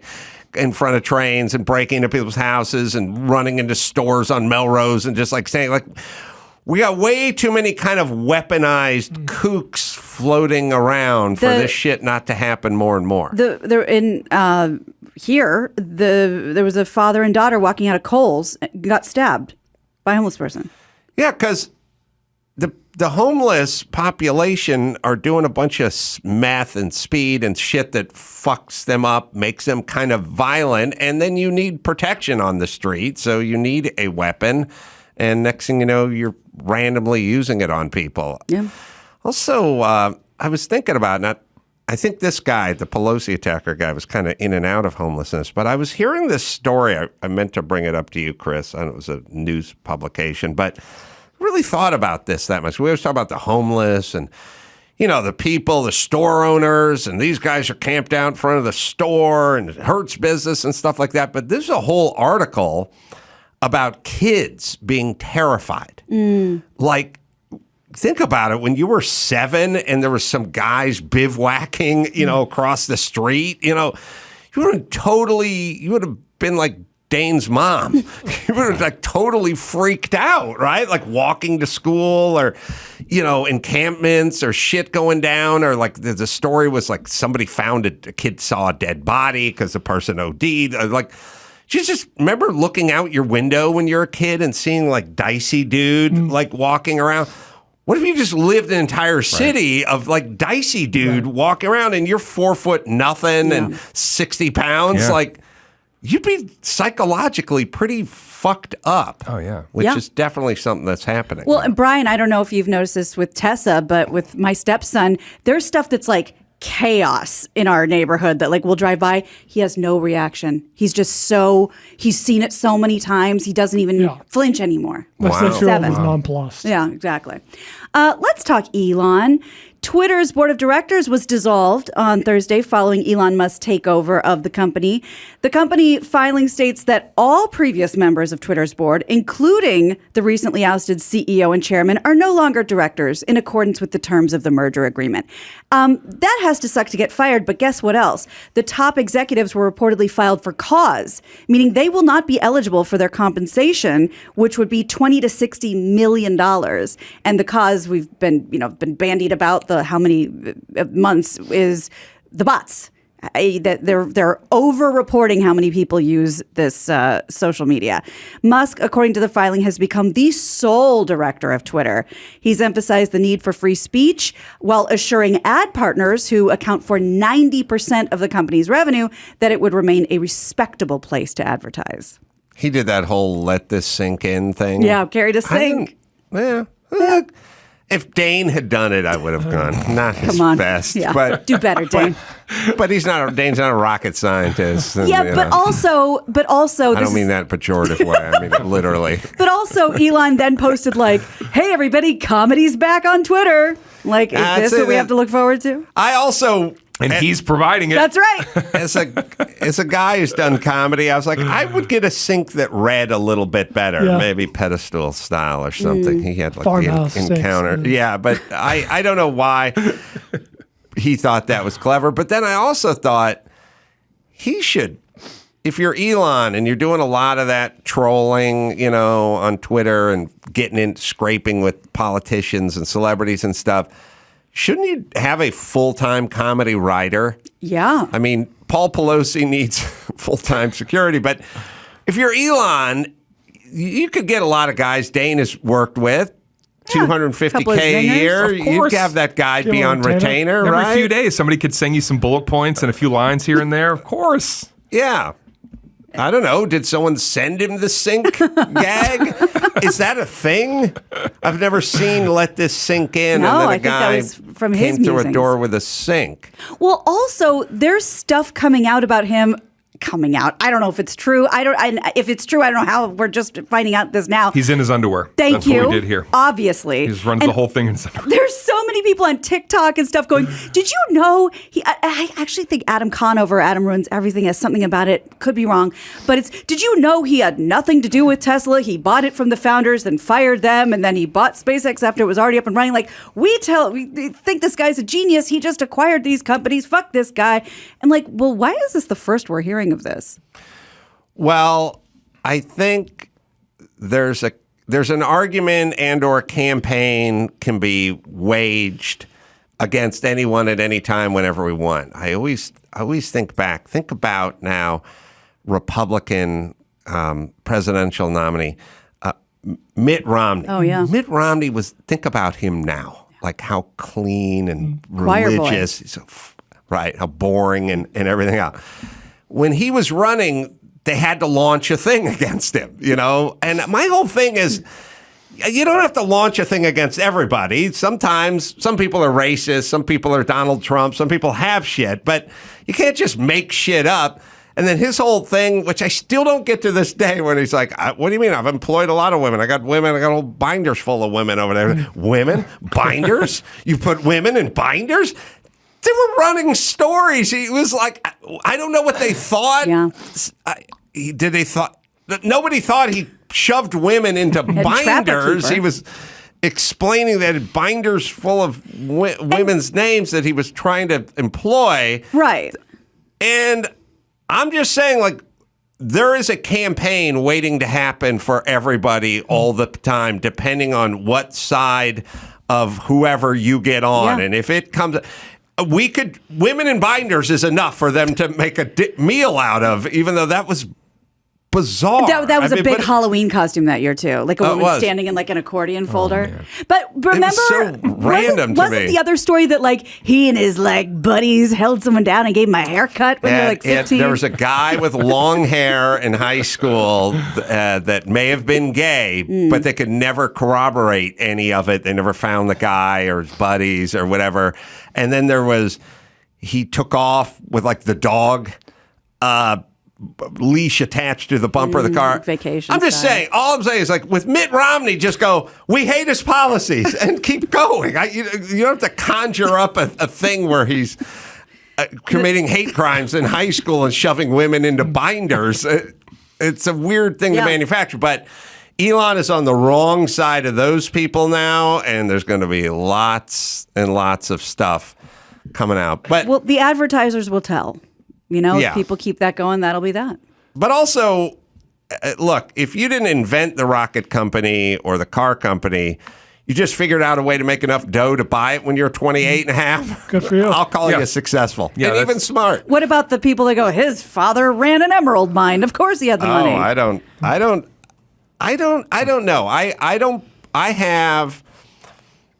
I've always been this way. I got a ledger. There's the guy who attacked Paul Pelosi with a hammer. He's on the wrong side of my ledger. And then you have guys who employ hundreds of thousands of people and pay billions of dollars in taxes. Not problematic for me. Not a gray area. I can live with those guys as long as they don't get in their underpants and attack Paul Pelosi. Right. On that note, so you're a big fan of big to small. I totally agree. I follow that philosophy. Doesn't he have other companies to run?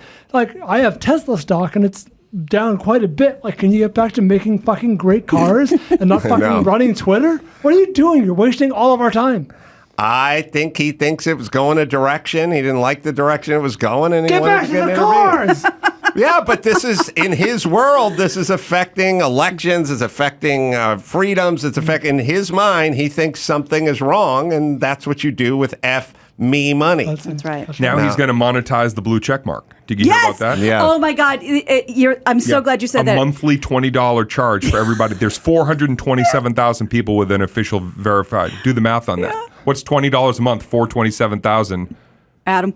$20. Well, wait a minute. 2 times. So like 8 million? 2 times. $20 a month for up to 427,000 people that already are verified. Now have to pay, or will have to pay in November, $20 a month. Well, Chris will figure it out. I'm going to lose that check mark. I can't afford that. It's $240 a year, 427,000 people. That's 102,480,000 a year. 100? This guy's not slacking. Some change for him. In between tweets, he's running some rough numbers over there. I heard about it. I didn't know if they had a number set for the amount. I guess in a world where everyone pays for everything all the time, this is just one more thing to But this isn't a perk. This is a blackmail. This is something we already have. And if you want to be mighty awful to lose that.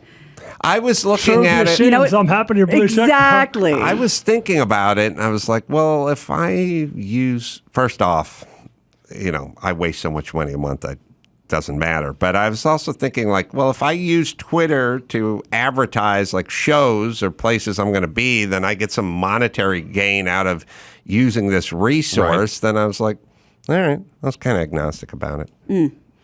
Let's talk Tom and Gisele. On Friday, they confirmed in coordinated statements that they are officially single. Oddly, he wrote, quote, "My wife and I finalized our divorce," while Gisele called him by his name, said, "Tom and I have amicably finalized our divorce. The terms of child support and alimony..." She can't pronounce that word. Amicably is a tough one. I know. She's not going to be able to do that. That's all going to remain confidential. Last week, they completed the 4-hour family stabilization course required of divorcing couples in many states, including Florida.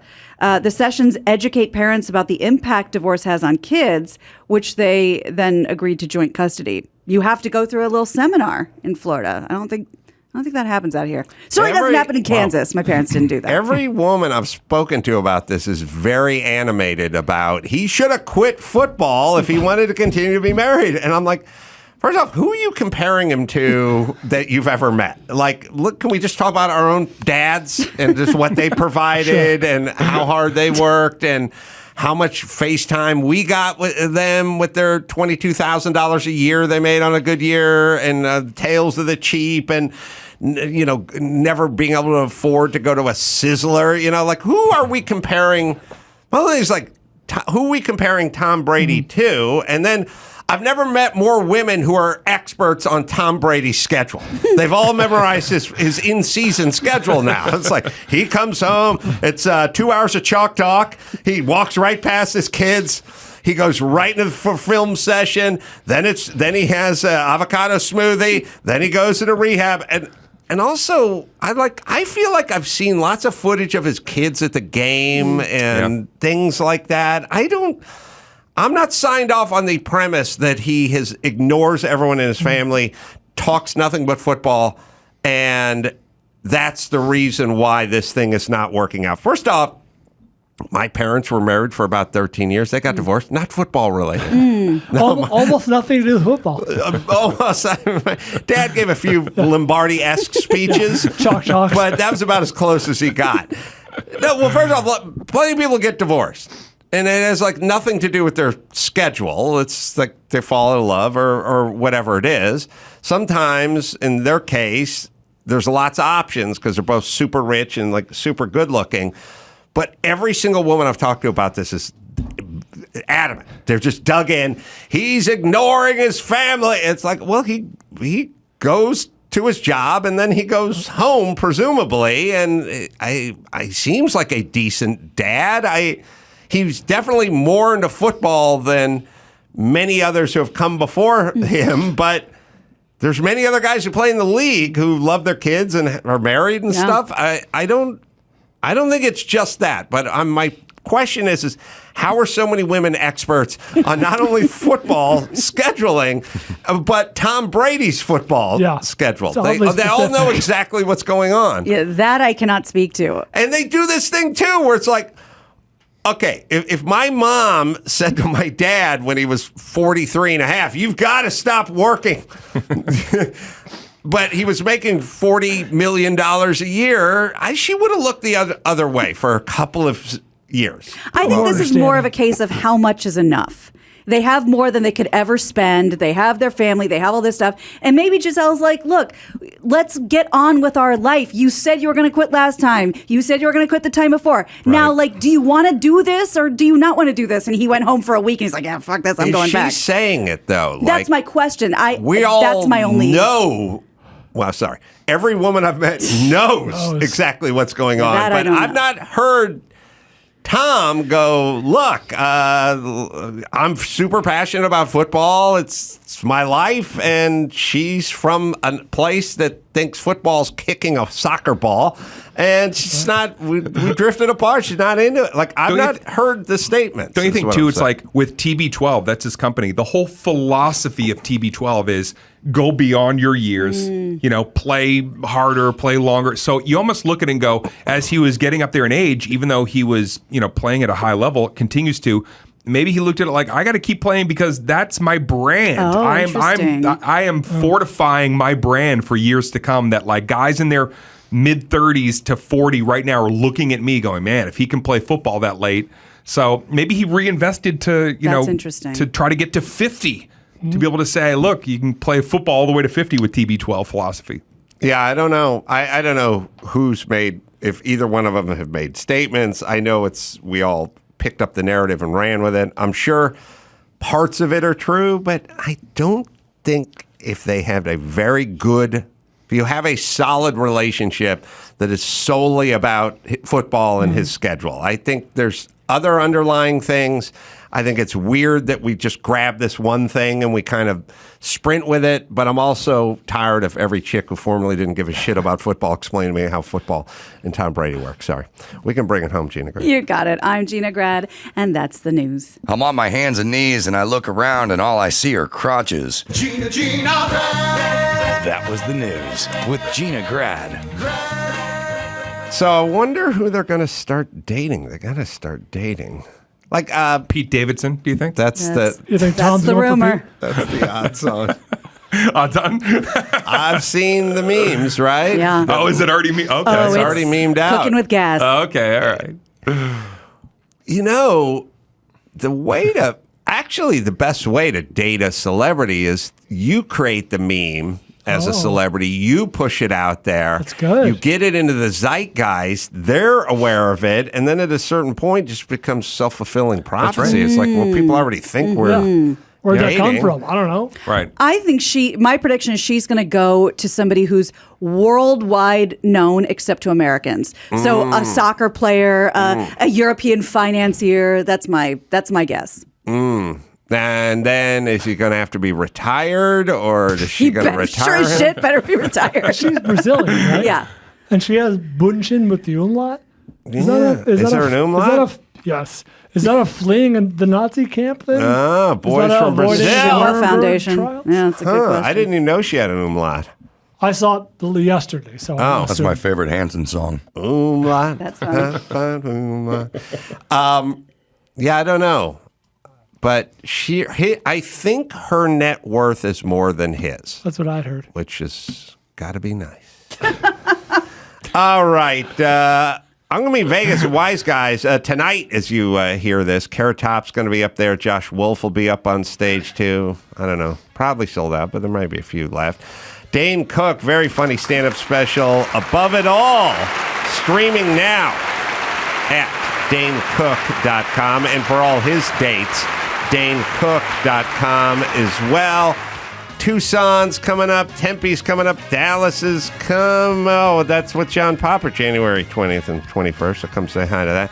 So, thanks, Dane. Appreciate it, man. Absolutely, man. Thanks for having me. Until next time, Davin Carolla for Dane Cook and Gina Grad and Bryan. Say it. Mahalo.